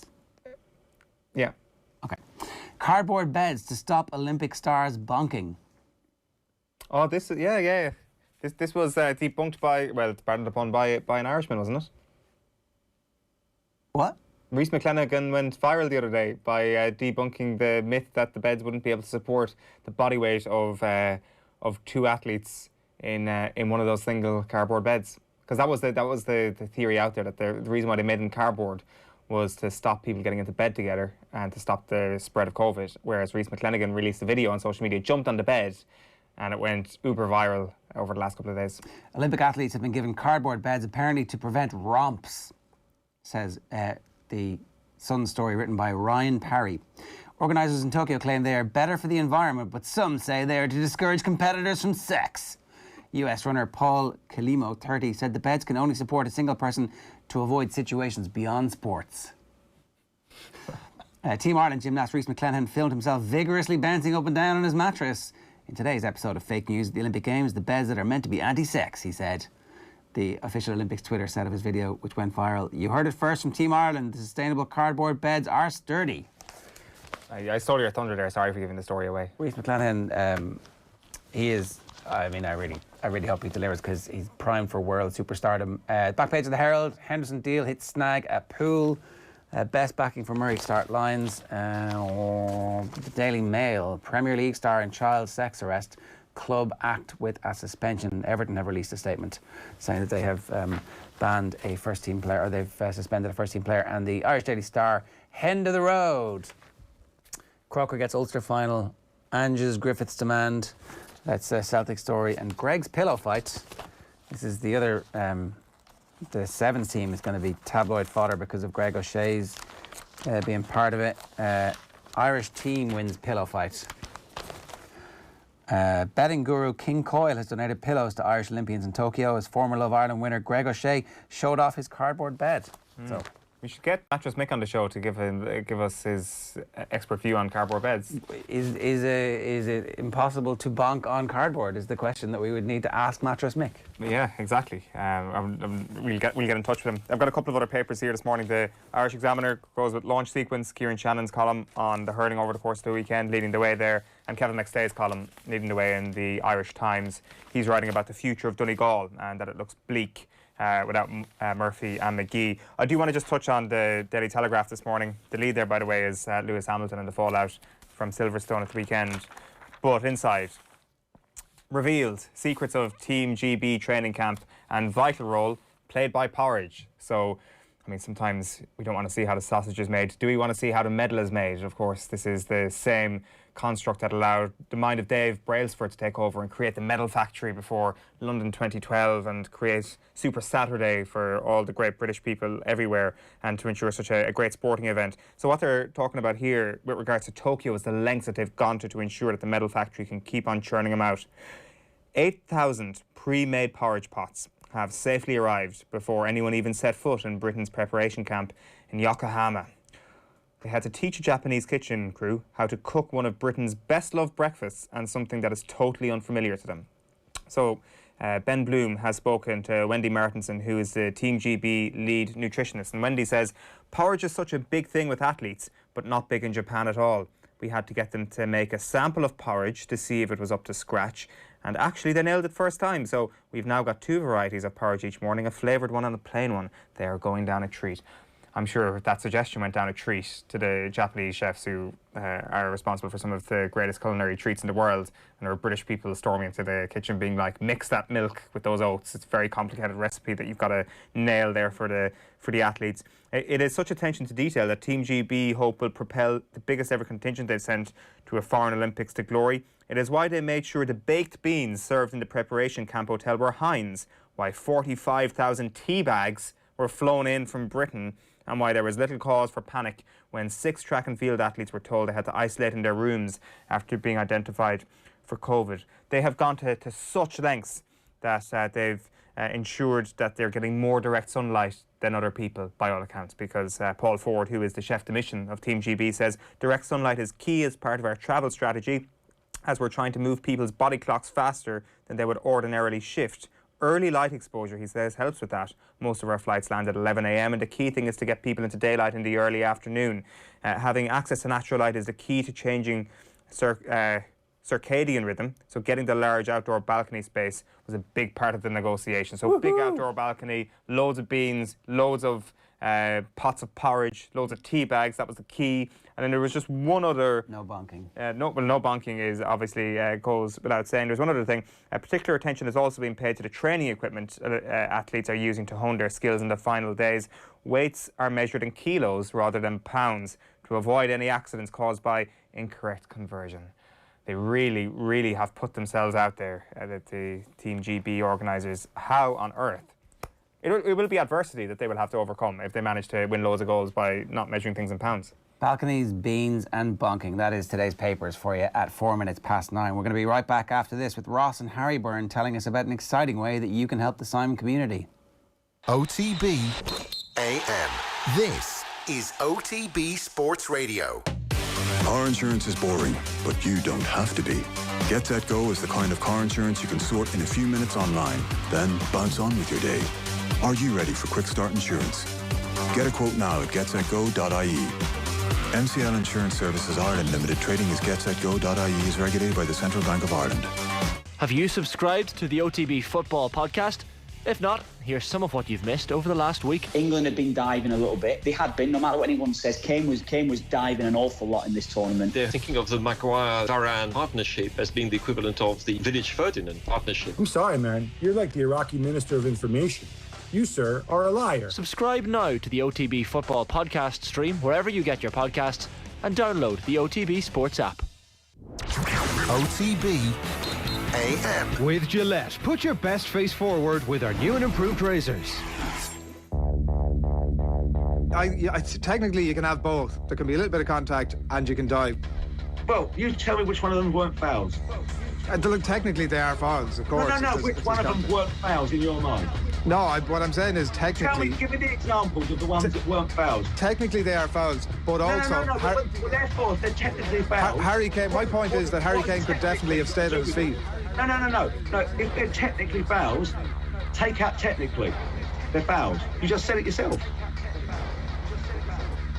So we're following the progress of the Dublin Simon community's Run at Home. It's a virtual running challenge to raise vital funds for homelessness. It is spearheaded by Leinster rugby players, brothers and competitors Harry and Ross Byrne, who are taking teams on a virtual run from the 2nd to the 16th of August from Dublin to Rome, covering the host cities of the Six Nations Championship. On registration, participants will automatically be assigned to Team Ross or Team Harry, with Ross and Harry acting as team captains. Each team will work towards the collective goals of running the Triple Crown, which is just over 1,000 kilometres, and the Grand Slam, which is just over 2,500 kilometres, with the team that has clocked up the most kilometres by August the 16th winning the race. Runners and walkers of all ages and abilities are invited to take part. You can register now to clock your miles for Dublin Simon's Run at Home with Team Harry and Team Ross. And if you don't have time to run, you can buy some kilometres for your favourite team in the Dublin Simon Run at Home. Visit dubsimon.ie/run at home for more. And it is all supported by Deutsche Bank as well. So lads, Ross, we'll throw this to you first. Which team do people want to be on when they sign up for this? Oh, Team Ross, definitely. Give us a big play here. Why should I be happy to see Team Ross rather than Team Harry when I sign up? It's just a competitive edge, I think. No, I don't think it matters. I think either team will be good. I think it's a great idea from Dublin Simon community. Obviously, with the home run being suspended indefinitely is obviously massively disappointing for them. That's been going for nearly 40 years now, but the run at home is a great idea, and hopefully we can get loads of people involved. Why did you get involved in the campaign? So this is actually my 4th year with Dublin Simon community, and obviously I've been promoting the home run the last couple of years, but obviously with COVID and the Dublin Marathon's been cancelled in October, so it looks like the home run's suspended indefinitely, which is obviously massively disappointing because it's such a big fundraiser for the Dublin Simon community. It makes a huge difference to them. There's nearly 3,000 people attended it at the last home run, so hopefully we can get close enough to that number of people attending the virtual run anyway. And it's over 2 weeks, and it is a great idea, I suppose, for friends and family to get involved, get active. Hopefully the sun is still here when during those 2 weeks in August. So it's a great idea. It's one of these things that without these events, some great causes just do not have their avenues towards fundraising. And yet, during COVID, these causes are more important than ever. The Simon community are in greater need for funds than ever. Yes, absolutely. I think at the moment the numbers are actually skyrocketing a little bit because of COVID, and obviously the knock-on effects that COVID has had on our economy, housing, and basically the funding for Dublin Simon community. So events like these are so important, as the home run traditionally would always be one of their biggest fundraisers, and it makes such a big difference to them. So hopefully with this virtual run, we can help raise some funds, which will go a long way. Harry, when did you realise that, I guess, doing this sort of work is really important? I mean, it's not necessarily something that you have to do, but it's great to see people using their profile to do something positive. When did you become aware of, I guess, your responsibility and your role in all of that? Yeah, 100%. Well, obviously Ross has been doing it, as he said, for 4 years now. It's his 4th year. So I just thought it was a great opportunity to come on board with him, particularly, and we can put something together. The pair of us, it's probably a bit stronger than just the one of us. So I thought the Simon community was a great idea to get involved in, especially with this campaign. For sure. So what is the current state of play then? Are you guys strictly teammates and you've left the brotherhood behind, or what is the state of play at the moment, Harry? I don't know. No, we're pretty good. We're still all right. We'll see as the competition goes who gets more serious about it. Who would be the most likely to take something way too seriously, Harry? Ross, definitely Ross. He's the overly competitive one in the family.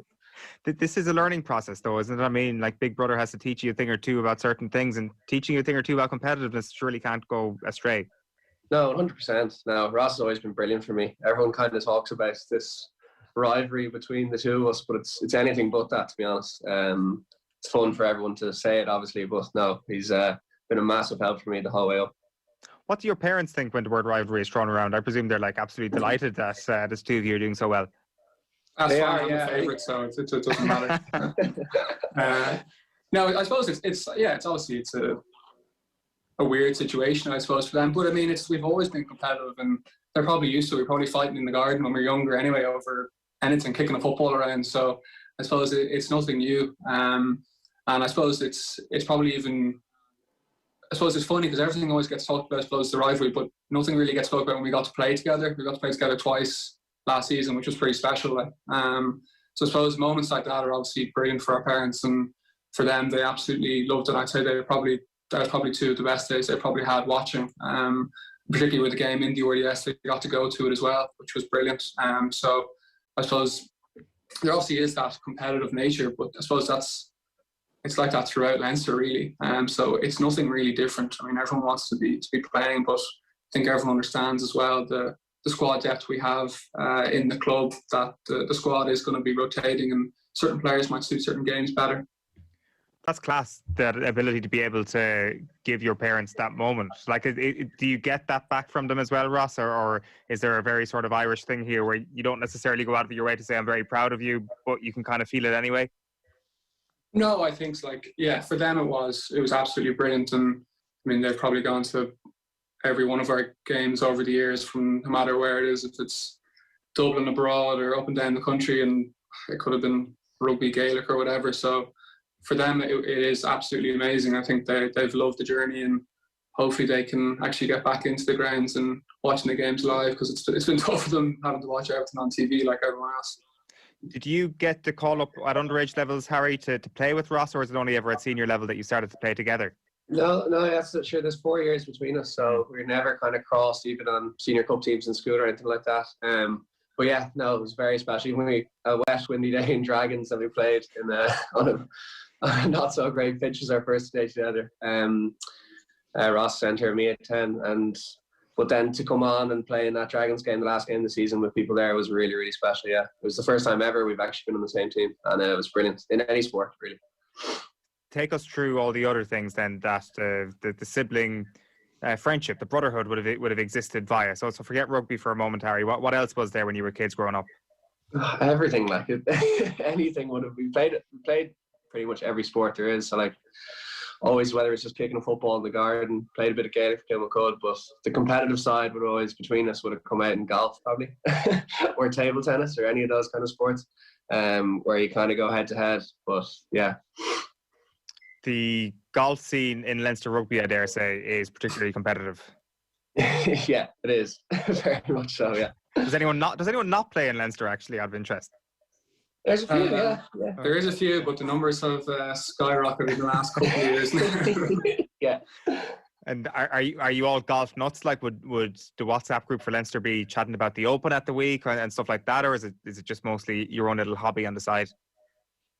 Some would be a bit more extreme than others, I suppose. Some would be very into it, and some would just be the casual golfers getting I suppose, watching the Open or different events was supposed to give people a bit of the itch to go out. Are we talking like Michael Jordan level of competitiveness on the golf course when you're out there? Not for Ross, yeah, not for me. I'm for the casual golfer. So like when it comes to the rest of your summer, like what is the current state of play? What is what else is there? I mean, this obviously is going to take up a bit of your time trying to get people to follow Team Harry or Team Ross over the next little while. So what else is coming up, Ross?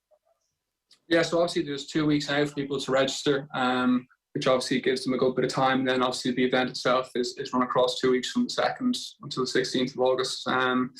And then I suppose me and Harry will do our best to try and get people signed up. I'm actually back in training in the next couple of days, and Harry's got a bit more time off because obviously he was away a bit longer with Ireland. So I'll be straight back into pre-season. So looking forward to get back into that. Has rugby ever been played in these sort of conditions, I wonder? Like, I mean, I as you say, it's like you think of like a wet Friday night at Dragons rather than this unbelievable summer we're getting here in Ireland. Like, this could be the best pre-season of all time, Ross. Yeah, it'll probably start raining once we go back training though, or something. It's always the way. But yeah, it'll be interesting to see. I'd say the sessions could be a bit tougher in these conditions, that's for sure. Are you watching any of the lines? The option time, oh, sorry. sorry, away. No, go for that, Harry. No, I was just saying getting the option tanks out. Yeah. In the heat. Have you been watching much of the Lions, Ross?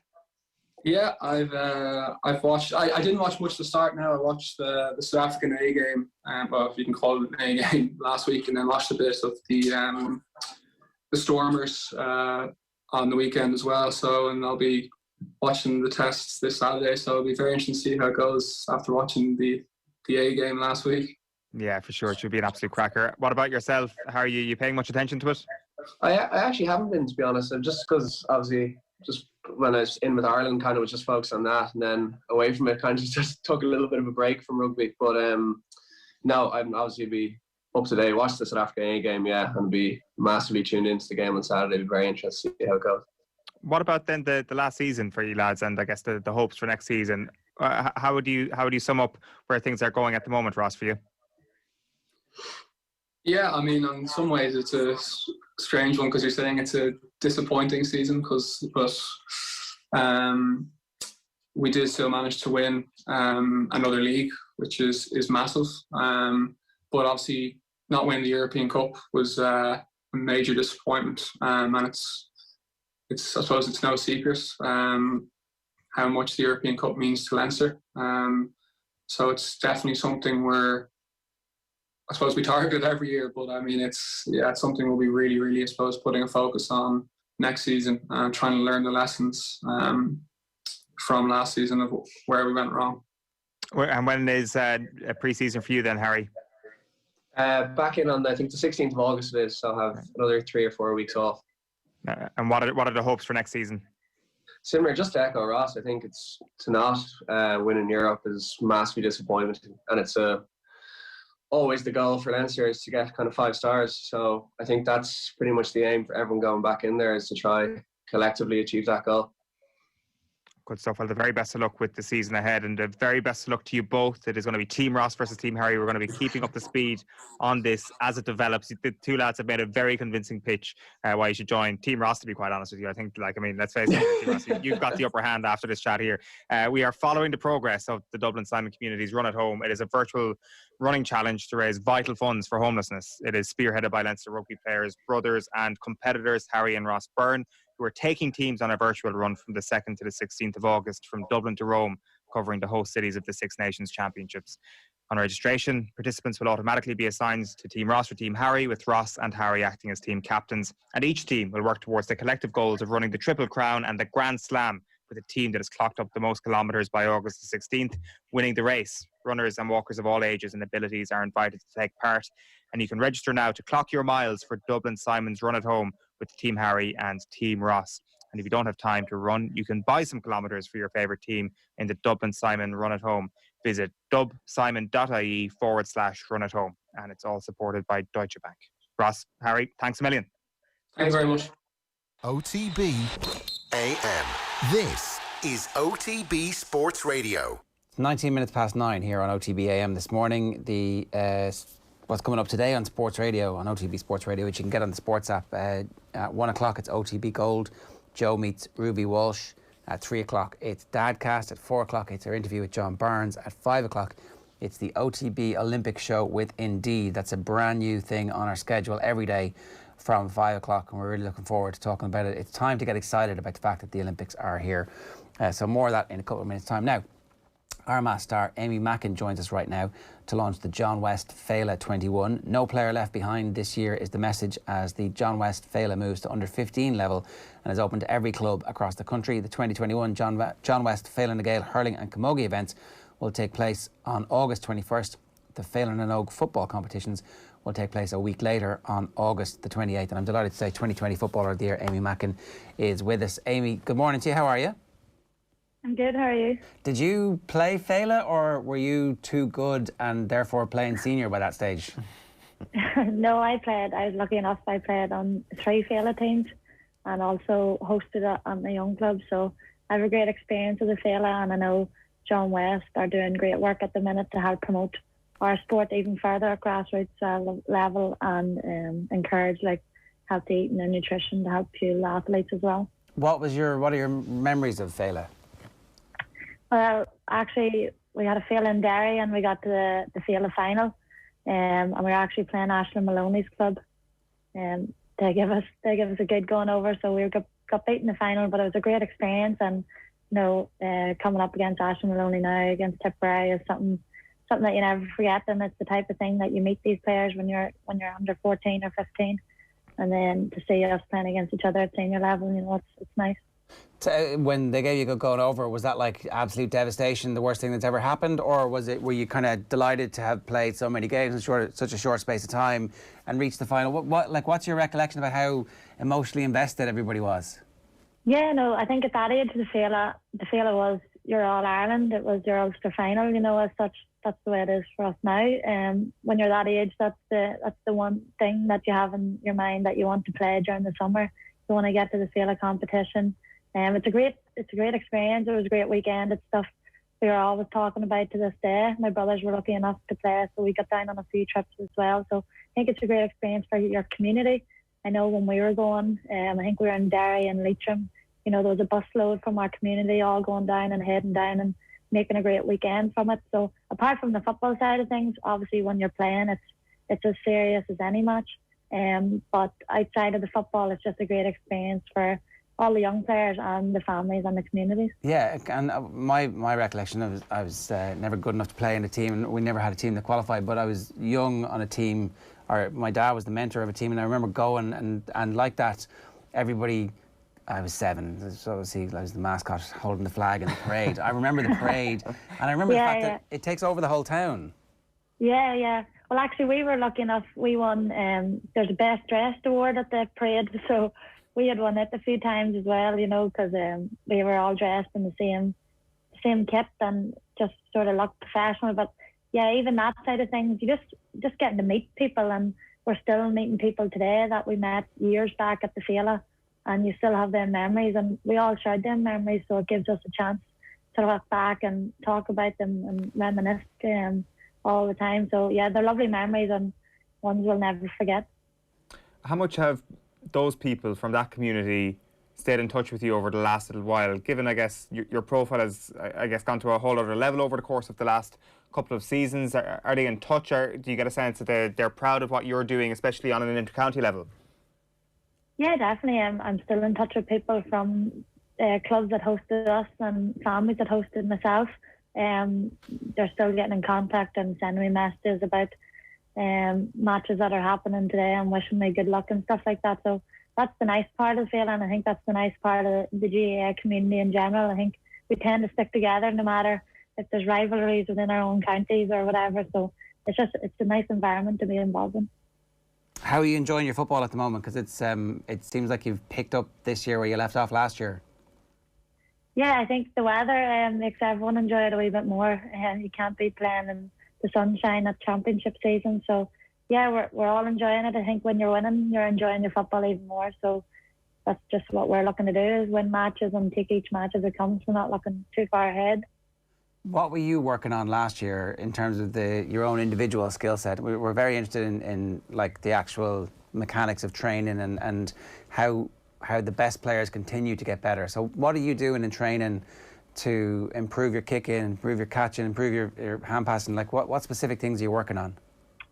Yeah, I don't think it's too complicated. I think it's just repeating the skill over and over and over again. I think when you do it many times, you tend to get a wee bit better at it. So that's literally it. Simply just working on the basic skills. And I think when you watch other footballers, like when I was young, I would have been watching plenty of matches, and you take wee snippets of the top forwards' games and how they might kick the ball, what way they do it, outside the boot, inside of the boot. So when I was younger, I was probably worked on that sort of technique side a lot more, and then I'm still developing that now. But it's maybe a wee bit easier now that I practiced when I was younger. So yeah, it's just basics, just repeating and over again, and just trying new things. I like sort of being a wee bit off the cuff and trying something different. What's your go-to drill, for example, then, if you just want to get that repetition going? Well, like shooting, it would just be simply just shooting, whether it be pressured shooting or free kick practice. It would just be sort of more laid back. It wouldn't be as structured as a drill as such, because in a match you're not really going to be having cones lined out, so it's really unstructured sort of play. Just sort of kicking to a target, trying to aim for something specific in the net and just imagine it sort of thing. It's not really outlined on the pitch as such. It's just in my head, I'll create a scenario, play through it and try to put the ball over the bar in the net. And is that like before and after Armagh training? Are your teammates helping you create that scenario, or are these on your off days from inter-county training? No, well, some of it will be in training, during training, in between drills. I might just pick up a football and do a wee bit of shooting, and then after training I would do the same. But on off days there is times that I go down to my club pitch and just do the same. But then off days sometimes you don't want to see a football. What is your position at the moment, Aimee? Because obviously you're wearing 13. I think obviously the kind of the headline score from the weekend came from the left flank, with kind of the outside of the boot, and then the score against Monaghan, or the assist against Monaghan, came from the right side, but from a similarly deep position. So what sort of role are you playing at the moment? Yeah, just the same role as last year. It's sort of in the full forward line, and just we're sort of lucky enough that our manager, he sort of lets us be creative on our own. You know, I think as a forward you can't be too structured, as I say. It's more off the cuff and working off other people. So I think that's what we do well, is like the assist. I think Caroline spotted a gap that the full forward line had come out, and she spotted that there was a gap, so she made the run in. But I think it's just playing off the cuff. Yeah, and just it's never a set position I want to be in. It's just always movement, and wherever I end up I try to do my best. When she spots the spot in the full forward line, is she shouting to you to play the ball in? I think she might have raised her hand, but I think Caroline is probably one of the best fielders in the game throughout Ireland. So I knew when she was 1-on-1 that she would take a good beating to win in the air. So I just sort of launched it into her and hoped for the best, and you know, when she got it in her hand, she was going to put it in the net. When you were talking earlier about watching forwards and trying to take specific bits from their games, were there any particular forwards when you were growing up that you were watching going, that's the one, or I'm picking, like, is it Colin Cooper, was it Stevie McDonald? Who were the forwards that you were looking at? Yeah, well, I think when I was growing up, Armagh men and the ladies team were doing well, so we had a lot of influences. Oh, we've just lost your sound there, Aimee. There's a bit of mute. No, we're gone there. Hello? Yeah, we're back now there, that's it. Yeah. Yeah, so growing up we would have watched Armagh men and followed them throughout all the Ulster finals, and just been watching. You're back again there, yeah? Back, yeah. Yeah. Would have been watching Aisling McConville, Steve McDonald, and as you say, Colin Cooper. They were probably the top top players in the county at that stage. And you would have been watching the matches, and at half time, me and my brothers and sisters probably would have went out and were straight away practicing recreating a goal or recreating a score that had just happened. But Colin Cooper as well was probably a big one, just because he was left footer and sort of easier to watch what foot he would be kicking with, because I knew I'd be doing the same. And are there forwards in the game today who you're watching going, I'm going to have a little bit of that? Is that how that works as well, just to kind of keep you sharp and make sure? Yeah, still. Yeah, exactly. I think it doesn't change just because I'm older. There's still, I need to learn, practicing the skills even more and keep progressing it even further. I think when you watch David Clifford, there's always a highlight after each game of what he has done. So I think he'd be definitely one of the top ones to keep watching. And I sort of like the way he does sort of stuff off the cuff, and he's always surprising defenders. So that's sort of the ones I like to see and like to try. When you're talking about trying off the cuff stuff yourself, is that you try it in training 3 or 4 times before you bring it to a match, or do you just make sure that your skill set is so honed in training that whenever the idea comes to you in the middle of a match, you're ready to go with it? Yeah, no, I think it's exactly there what you said. I think it's just practicing my skills. I think over the years you probably it's just an instinctive reaction to do the off the cuff stuff. You can't really, it's a hard thing to train. So I think for me it's just about improving my skill set to know that when I am going to try something that it's going to pay off. Now don't get me wrong, sometimes it doesn't pay off and a defender can catch you out, but it's just about taking a risk and hoping it works out for you. Yeah, the ability to take risks is one of the most important things in sport, because otherwise you become predictable. The buzz in Armagh at the moment, notwithstanding the fact that the men are out after the weekend, must be pretty good, because the style of play that both teams have is very expressive. It's free scoring. It's exactly what kids want to watch. It's, I presume, exactly what players want to play in. Is there a sense that football in the county is on a bit of a high, notwithstanding the fact that the men are out? Yeah, no, definitely. I think last week, obviously we were both playing on Saturday, and there was obviously a big hype last week, all week. Just with both games being played, everyone was just looking forward to both. I know the men's team have been doing well over the last couple of months, and it's exciting to watch. And I think people are saying the exact same about our games. We're just exciting to watch. I think that's the most important. We all want to watch football to get excited, and that's why we love it. So I think that was the most important thing, that people are enjoying it, and I suppose it does give the county a lift when the team's doing well or are working hard. I think that's a big thing when they see a team working hard, and they're going to do everything for the jersey. So it's nice to see, and I suppose it's nice to hear around even our community that people are taking interest and they're just looking forward to the next game. That's what you always hear. They're saying, I can't wait to get to the next one. I can't wait to go again. So it's always nice. Aimee, good stuff. Thanks a million for joining us this morning. Cheers. No problem. No problem. Bye. Aimee Mackin there talking to us about the John West Phéile, which obviously is on over the coming weeks, and those memories, I think, are the type of memories that people never really forget. 32 minutes past 9 this morning. Ger's argument, Re Kildare ahead of Meath, is bulletproof, says Mark Dunning. That's all I need to see. That's it. What was your argument again? That they should be ahead of Meath. Oh. Eamon Carrigan says Kerry will beat Cork by 10 points plus. They may well do. Kildare seem to have some stealth field on, because they're never talked about. Every game by the Kildare game was talked about yesterday. Today, a talk about Kildare morphed into a chat about Meath, says sort your life out on YouTube. Why. Well, that's Tommy Rooney's fault. And sure, there's a Kerry manager. You may as well take advantage of the errorism, right? Yeah, I mean, we'll see. We'll see what happens with your Kerry manager over the next little while. He's does he need to put in a performance? Do Kildare need to put in a performance for him to stay in the good books in Kildare? Well, I think if they get beaten out the gate like they were last year in the game against Meath, then people will be like, okay, the league is great and everything, but then maybe a championship performance in a big game wouldn't go amiss. I see. Well, we know where your loyalties lie. It's okay. OTB AM is brought to you by Gillette. Good morning. Start with Gillette. Put your best face forward with their new and improved razors. Not enough has been made of Daniel Flynn's goal at the weekend. Oh, yeah, and he's gone the wrong way away from goal on the sideline, and the ball's in the net about 4.5 seconds later. And the finish kind of was like nonchalant almost. He's just an incredible player, and great to see him back to the level that he was at in 2018. Obviously, it's not that he was off form or anything, he was literally not around to play in the team for a lot of those intervening years. So there's someone that you want to see in Division 1 next year, a player you can build a forward line around. Yeah, totally.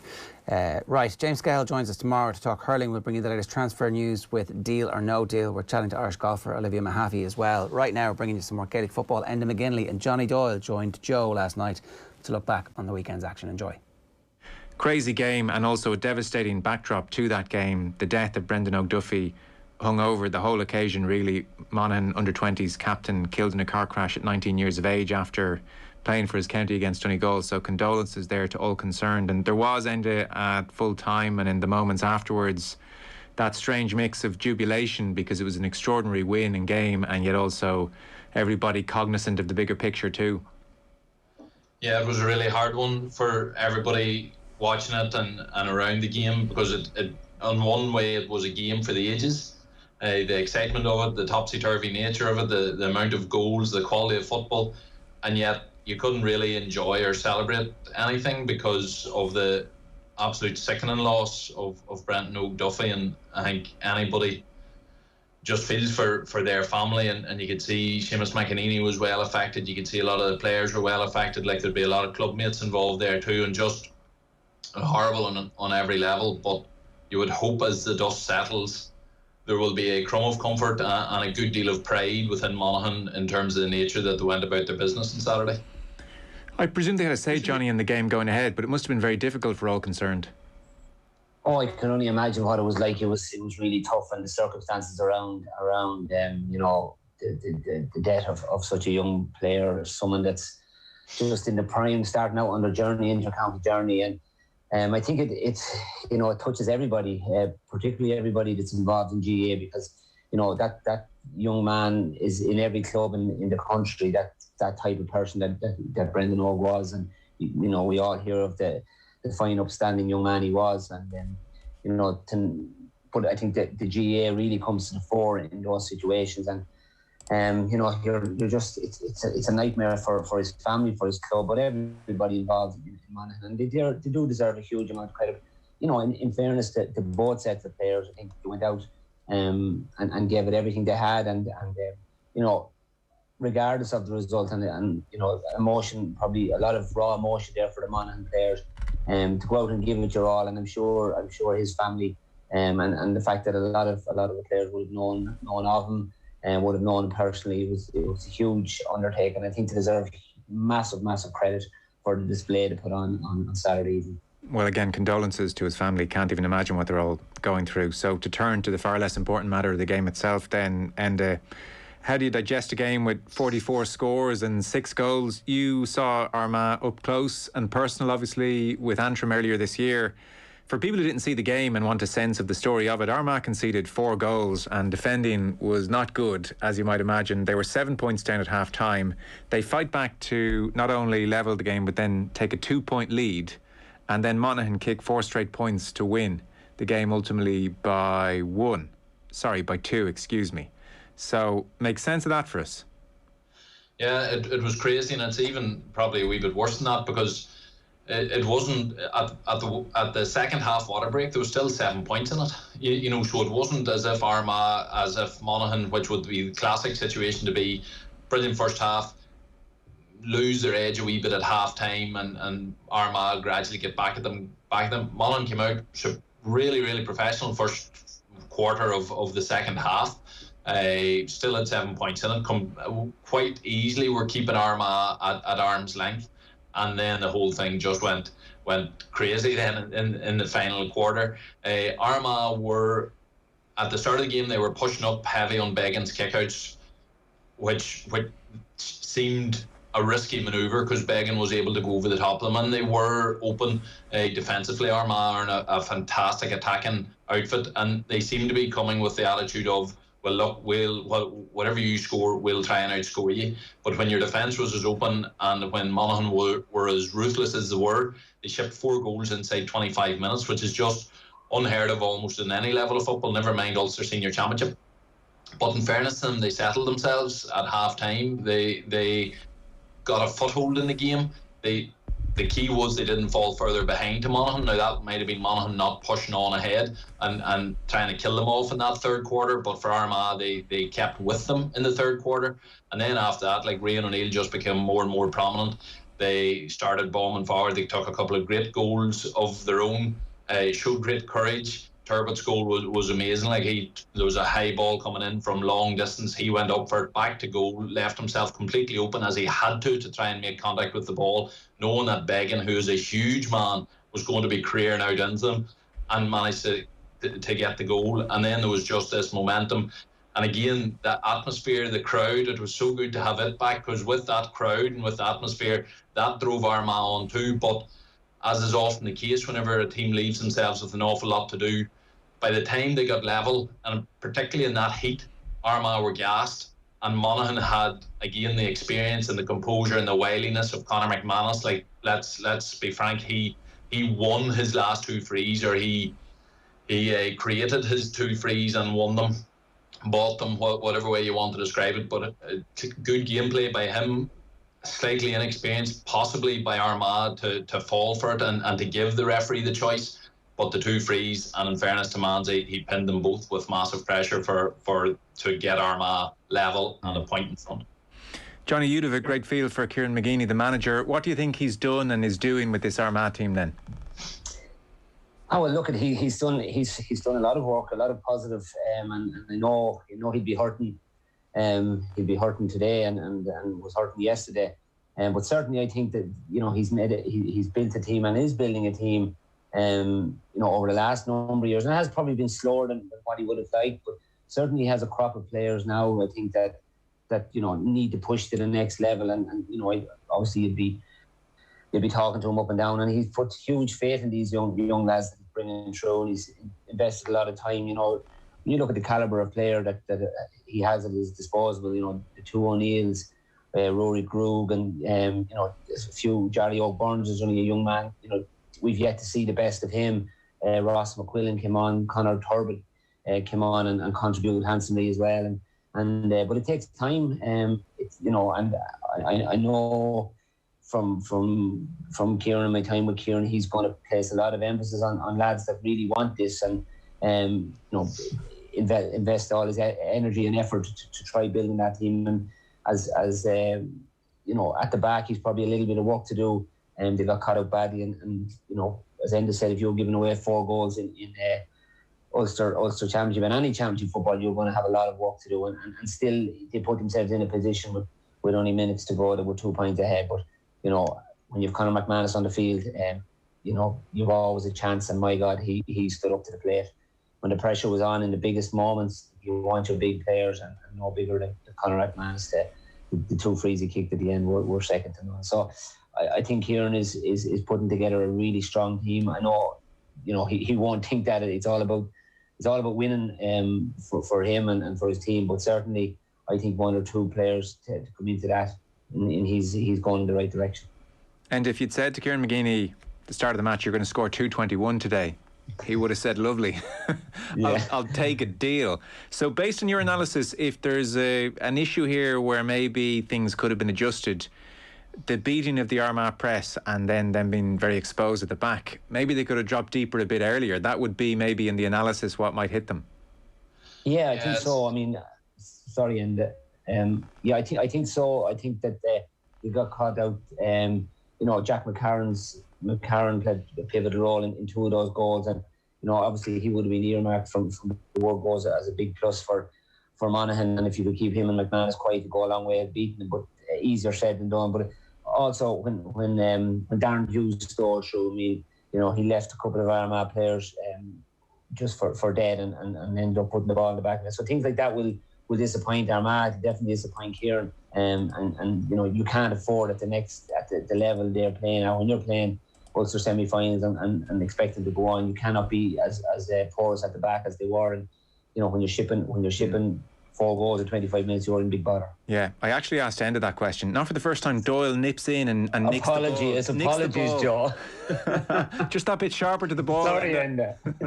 No, you're absolutely fine. No, it's funny what undone Armagh a wee bit was similar to what what caused their failure against Donegal last year, where Donegal, with that big line of men that they have over the middle third, Armagh, they were able to complete a really effective high press on Armagh, and the whole evolution of kick-out tactics means that if you're going on a high press, particularly if you're against goalkeepers of the likes of Patton or Began that have these long range kicks, you have to be quite early dominant in the middle third so that you can prevent it going long over the top, and then that completes your press and allows you to put really good pressure on the opposition. For Armagh, they don't naturally, and you can't just suddenly pull them out of thin air. They don't have that 6'3", 6'4" type of 2 or 3 player that they can put across the middle to really complete the press that they're trying to effect. And then the balance of their overall squad, they have huge attacking talent. Like I don't think there's a team in Ulster that has the sheer amount of forward talent. And them the younger lads that are coming through as well, it's attacking speed that is their skills. Defensively, they've ended up converting some forwards into defenders, and so they are that wee bit open defensively. In the league, they were quite compact defensively and working very much on a counter attack. And I think they're trying to put more pressure up front, but that is leaving them open at the back, and it is that balance that they're trying to strike. But Armagh's whole progression under Kieran, like usually you get a wee bit of a win in the seals and you might cheat 2 or 3 levels of progression just through sheer momentum. But every year for Armagh, it's as if they've been ready for the step up and just haven't got the rub of the green, and they've took 2 years to get that step up every time. But they've been making consistent progress, and yesterday will hurt. But again, they've shown they've got the forward power. I think they'll know the areas that they have to work, but it's getting a game plan that allows them to use the very strong strengths that they do have, and the experience will keep going. But they're earning the progress the hard way. Yeah. Yesterday then, Johnny, Tyrone 23 points, Donegal 114, so a 6-point win. Obviously Michael Murphy getting the red card is a killer moment for Donegal. However, I would put it to you, this is a bigger issue for Donegal than just Murphy. They are a very frustrating team now. We've seen so much quality individually and at times as a team. They've really put brilliant passages of play together. But you take the Cavan defeat last year, Mayo the year before, really iffy, inconsistent performances this year. You kind of look at Donegal realistically now, you know, for a time talked about as potentially big challengers to Dublin, Johnny, and you think, are Donegal even going in the right direction, let alone being challengers for an All-Ireland? I think a lot of people have lost faith in this team at the moment now.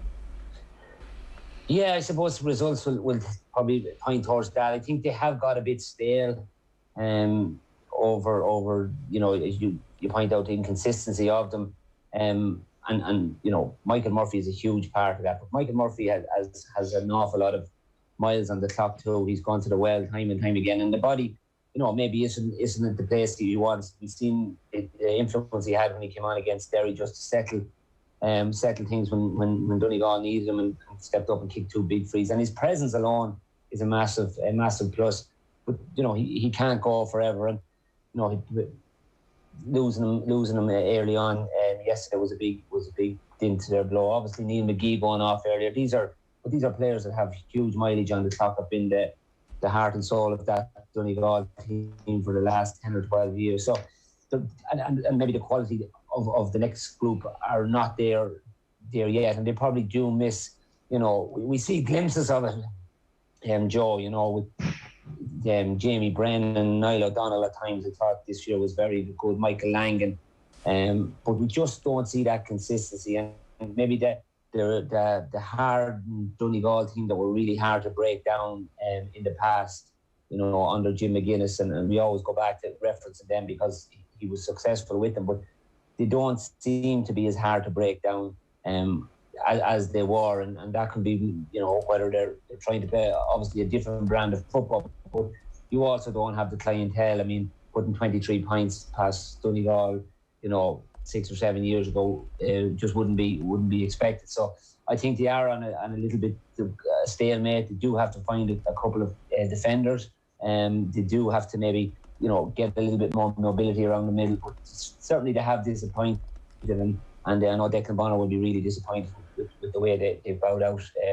You know, particularly the last 2 years with Cavan and now Tyrone. So there's certainly a little bit of soul searching in Donegal over the winter months. Yeah, I would think so, Wendy. So many moments which in a microcosm just sum up Donegal, like on their own individually, they're not fatal. Like, for instance, there was a point Peter Hart got in the, I think it was second half, left-hand side of the pitch. Ball was played up to him and he was actually 1v2 Donegal defenders. And both Donegal defenders, miscommunication or otherwise, ran away from him to cover the other, thinking the other was going to him. And Peter Hart turned around and thought, oh, okay, I'll just pop this over the bar.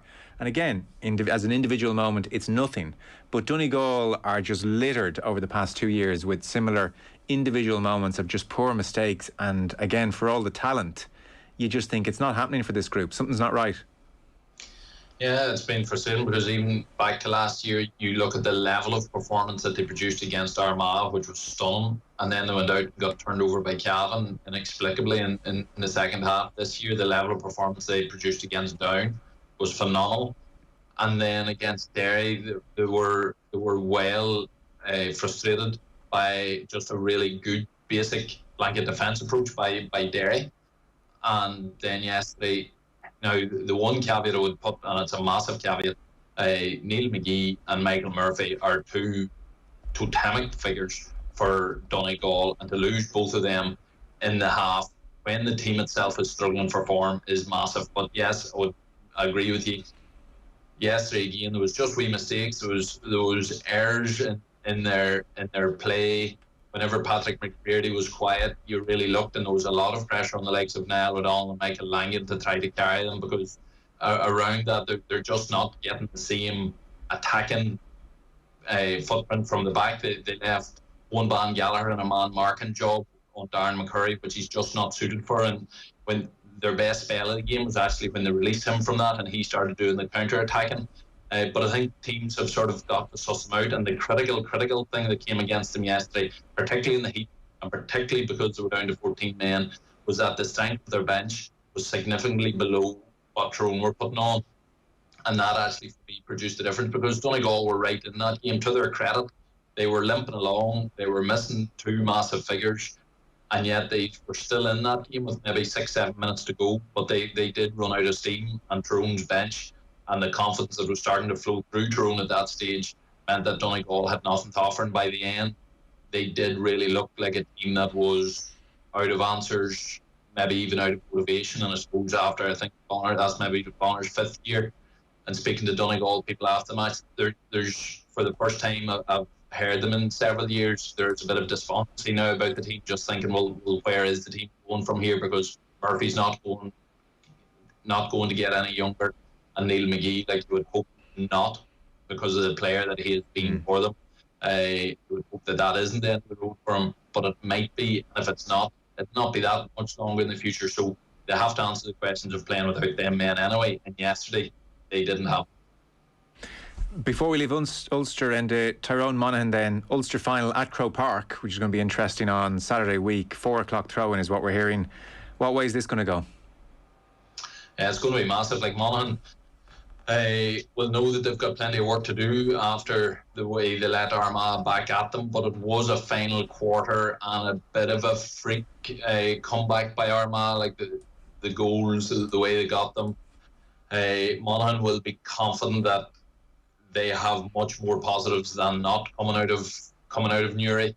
They're a team on up. They are a nice balanced team in terms of their older players, and then they've got some serious pace now up in the forward line. Jack McCarron, like a lot of the attention is on Conor McManus, but Jack McCarron, his role as a full forward is quite different. He has brilliant feet, so he can finish scores, but his creative level, like he had a hand in most of them goals in the first half. He was just pulling all the strings. Hugely intelligent player with all the skills and a real unselfish streak in him. So he's massive. Tyrone are a team that, even as a Tyrone man, they are really starting to get a wee bit of excitement coming. The last 10 minutes yesterday against Donegal seemed to be a team as if they were throwing off the shackles and starting to feel confident. Like he can't hide the skeletons that were caused by that defeat down in Killarney, and that will be there. But I think that has served to take away the airs and graces from the team, to really make them look very hard at themselves in the mirror, and that's not a comfortable place to be. But now they've come through 2 Ulster Championship games. They've got over Donegal that they haven't done in a wee while. Cathal McShane, Conor McKenna's now coming back with injuries behind them and look to be coming into good shape. They have more players finding form than I can remember in several years. So Tyrone is suddenly getting a confidence about them again, which is always something that Monaghan will be wary of. Monaghan don't have a brilliant record against Tyrone, particularly in Croke Park, ironically enough. So the balance of them things, to me, I would think it's a Tyrone that they'll really, really fancy themselves for that final. But look, Monaghan's going to be driven by a huge amount of emotion in that county. They are going to be coming as a team on a mission, and it should be a cracking tie. Like, I think both teams will be playing as we have seen in Ulster this year, and it's typical of Ulster, really open attacking football. And I think the Ulster final in Croker should be a brilliant occasion. Oh, it should be great. I tell you what, for puke football, you don't have a good championship sometimes, in fairness, the odd time. Absolutely. and even with the rules, like we haven't discussed the black card, maybe the penalties not again in Dublin too, which is a feature, but the black card against Michael Murphy yesterday, the penalty decisions, all of that, like the rules, I think are still going to create controversies in this championship. You just wonder, when so much else seems to be good about football at the moment, I think we've put in a few too many rules, and it's at risk of causing a major controversy at some stage. Yeah, that's probably true. So, Johnny, we have a Leinster football final, Dublin against Kildare. That gets everybody in Kildare football sitting up a bit straighter, I think. So we'll get on to the dubs in a second. Kildare 2-14, Westmeath 18 points, 2-point win for Kildare. Daniel Flynn set up a goal and then scored a brilliant goal of his own. His first start, I think, since against Cork in the league. So he was maybe the difference in some ways when the game was very much in the melting pot. But regardless, Kildare through to a Leinster final. Jack O'Connor, obviously people interested to see what Jack O'Connor might do with Kildare. He said, it's been a great year for Kildare football. We're back in Division 1. We're in a Leinster final. There's been progress. What are you seeing from Kildare this year? Well, look, it's hard to argue with Jack in that regard. They're the facts of the matter. There is been progress. We're back in Division 1 in a Leinster final. What more can the man do? And he's unearthed and given experience to a lot of young guys over this league campaign and championship. All that being said, and taking off my loyal Kildare hat and analysing the game, I suppose, as best I can, as honest as I can, we're lucky to be going to a Leinster final. We'll take it, absolutely. We were often on the other end, but we did perform great and went home with our tails between our legs. But certainly Westmeath will be kicking themselves today. We're very, very shy in front of goals in that second half. I think finished with 10 second half wides and some very, very scoreable opportunities. And to finish, being beaten by 2 points, they certainly will rule a lot of those chances. But Kildare, I suppose, from their point of view, there was a little bit of a stop-start. While Daniel Flynn, I thought it's great to see him back, and he put a great ball across for Jimmy Hyland. Jimmy still had a good bit of work to do to get that goal, and obviously he combined well again with Jimmy inside and finished his own goal very, very well. I thought he was rusty, which was it to be expected because, as you say, he hasn't played football since the first league game against Cork. I thought at times, that movement from him that we'd expect wasn't there. But he takes a lot of watching, and that's where he's really dangerous. Even though he mightn't be getting on the ball as much as we'd like, he attracts a lot of attention, which gives other lads a bit more room.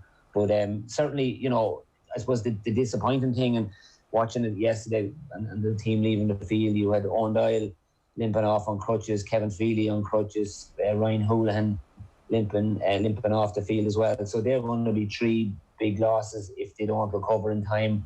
There's talks of Kevin Feely, a bad knee injury, and Owen Doyle with a bad hamstring injury, which he carried from the off the game. So Kildare are they're in a decent place, but we're sort of going into a Leinster final maybe with looking between our fingers, even though you get a little bit more confidence on Meath's second half performance, which I'm sure we'll talk about. But certainly it's an awful lot for Kildare to do to get over this and they'll have over this Dublin team, and they'll have to show a good bit of improvement.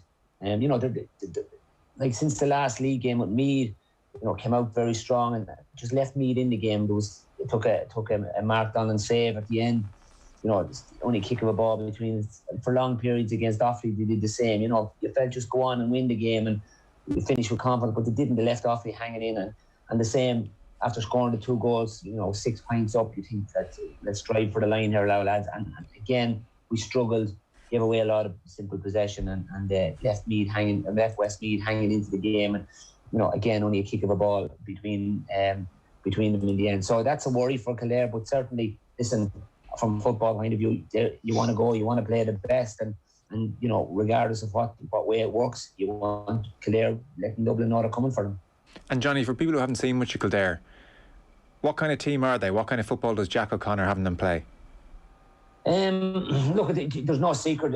Jack, a bit like the Tyrone boys, Jack likes to move the ball quick. He wants to play a kicking game as much as possible. But you have to play the game that's in front of you as well. They did probably try to carry it a little bit too much. Now, yesterday for my line, but Westmeath had a sweeper in front of Daniel Flynn and Jimmy Hyland, which they would have felt, would have been our scoring threat inside. But certainly, I would have liked to see them moving a little bit quicker. And at times, particularly in the second half, I thought they went back, going lateral a bit and trying to keep ball. And a couple of times, one space in the second half where David Hyland got stripped of the ball. I think I'm not sure, it could have been Larkin Dolan maybe just tapped it over the bar when they had men over. So things like that worry me about Kildare when they tend to just maybe slow down the pace and go a bit lateral. So while there is improvements and Jack definitely has them going in the right direction, you're still a little bit uncertain about exactly where they are now. In fairness, Crow Park was like a cauldron yesterday. I would have thought like Kevin Flynn started the game on fire, but he dipped as well. But again, the effort these players are putting in such conditions was tough. Neil Flynn had a massive game, got scores, got on the ball, sort of linked to the defence and attacked very well. I would think that this Kildare team are trying to play that open, trying to move the ball, get it inside as quick as possible. But at times they do ponder on it a little bit, which is against Dublin might cause them a bit of trouble. Well, it depends which Dublin show up, I guess. So this is maybe one of the more interesting stories in Gaelic football at the moment. Dublin 2-16, Meath 1-13, a 6-point win in the end. Desi Farrell, 2 halves chalk and cheese. First half very impressive. Second half we didn't get to the pitch of it at all. So like in the first half, when Conor Callahan scores his brilliant second goal, and it's just, you're running out of superlatives for this guy. They are 2-7 to 4 points up, Dublin. They have a 9-point lead. It's business as usual. They look as good as ever. They have a 9-point lead at half time. Meath come out. Donald Keoghan gets a goal. Killian O'Sullivan scores great points. They're dominant, you would have to say. And they outscored Dublin in that second half 1-7 to 5 points. So by the 65th minute, Dublin have scored 2 points in that second half. And then you add that to the Wexford performance and obviously the names who have departed. There's definitely a sense that Dublin are more vulnerable than they have been at any stage over the last 6 years and counting. And yet I'm still not sure how vulnerable that is. What's going on here with Dublin? How worrying is this for Dublin fans at the moment? I can't think that anybody with 6 All-Ireland medals or 6 All-Ireland titles in a row can be overly worried about too much. Like, would the world really collapse if you didn't get the 7th? I'm hoping not. But I realise I asked a question there where 31 counties are like, who cares? Well, that's it. How worried should we all be, Renda? Yeah, worried is a pretty relative term. Not least the global pandemic, but Dublin's quest for that crucial 7th All-Ireland title. So in terms of Dublin, like Dublin in previous years has always given us hope, and we have made ourselves experts, are absolutely so talented at trying to find little nicks that give the rest of us hope in the Dublin Armoury. Obviously, the changeover of management last year was a major thing, but Dublin went on and won it. They have lost various players over the years, and they have continued to go on and win it. And this year, we are at risk of just playing the same game all over again. But there does appear to be a wee bit more evidence. The one thing I would say is that Dublin have traditionally went through Division 1, where a full Division 1 campaign, turned over maybe even in Division 1 on occasion, some really tight games, and they have to fight their way back. By the time they get into the Leinster Championship, they're at a higher state than maybe they are this year. So that's one thing that has given others fear. But I suppose the biggest thing, and it'll have been said before, the loss of the key men that have now walked away or departed the scene, the biggest impact of that isn't about the quality of the first 15. There's still a stunning first 15 there, but the most depressing thing for any team to try and take on Dublin was that you were always hoping 2, 3, 4 players might have an off day. That's always what an underdog needs to stand any chance. And Dublin just threw on the artillery of multiple all-star winning players to replace them. Like in other years, they had Kevin McManaman, Byrne Brogan, Paul Flynn, German Connolly, even Michael Darmacawley would be coming off the bench on occasion. And how often did they just sort of defeat the opposition or any sense of the opposition of any standing in the game at all when those type of men were coming on? Yesterday, the subs were Tom Lahiff, Sean Bugler, Colin Skell, Ian Murphy. So again, not just at the level, like very talented players, yes, but not with the same aura that those previous players have. And inter-county games are now 80-minute games, and nearly all the big games should come down to the finals for 15-20 minutes. And so that is probably, if I was sitting in Kerry, Mayo, Galway, Tyrone, Monaghan, them type of teams, Kildare obviously, if I was sitting in those dressing rooms, it's the thought that, right, if we go to if we can get this game into the final 20 minutes, well, actually, we're going to be still there with these boys. They're not bringing on this sort of all-star cast to finish out the game and to finish off our great effort. OTB AM. With Gillette, put your best face forward with our new and improved razors.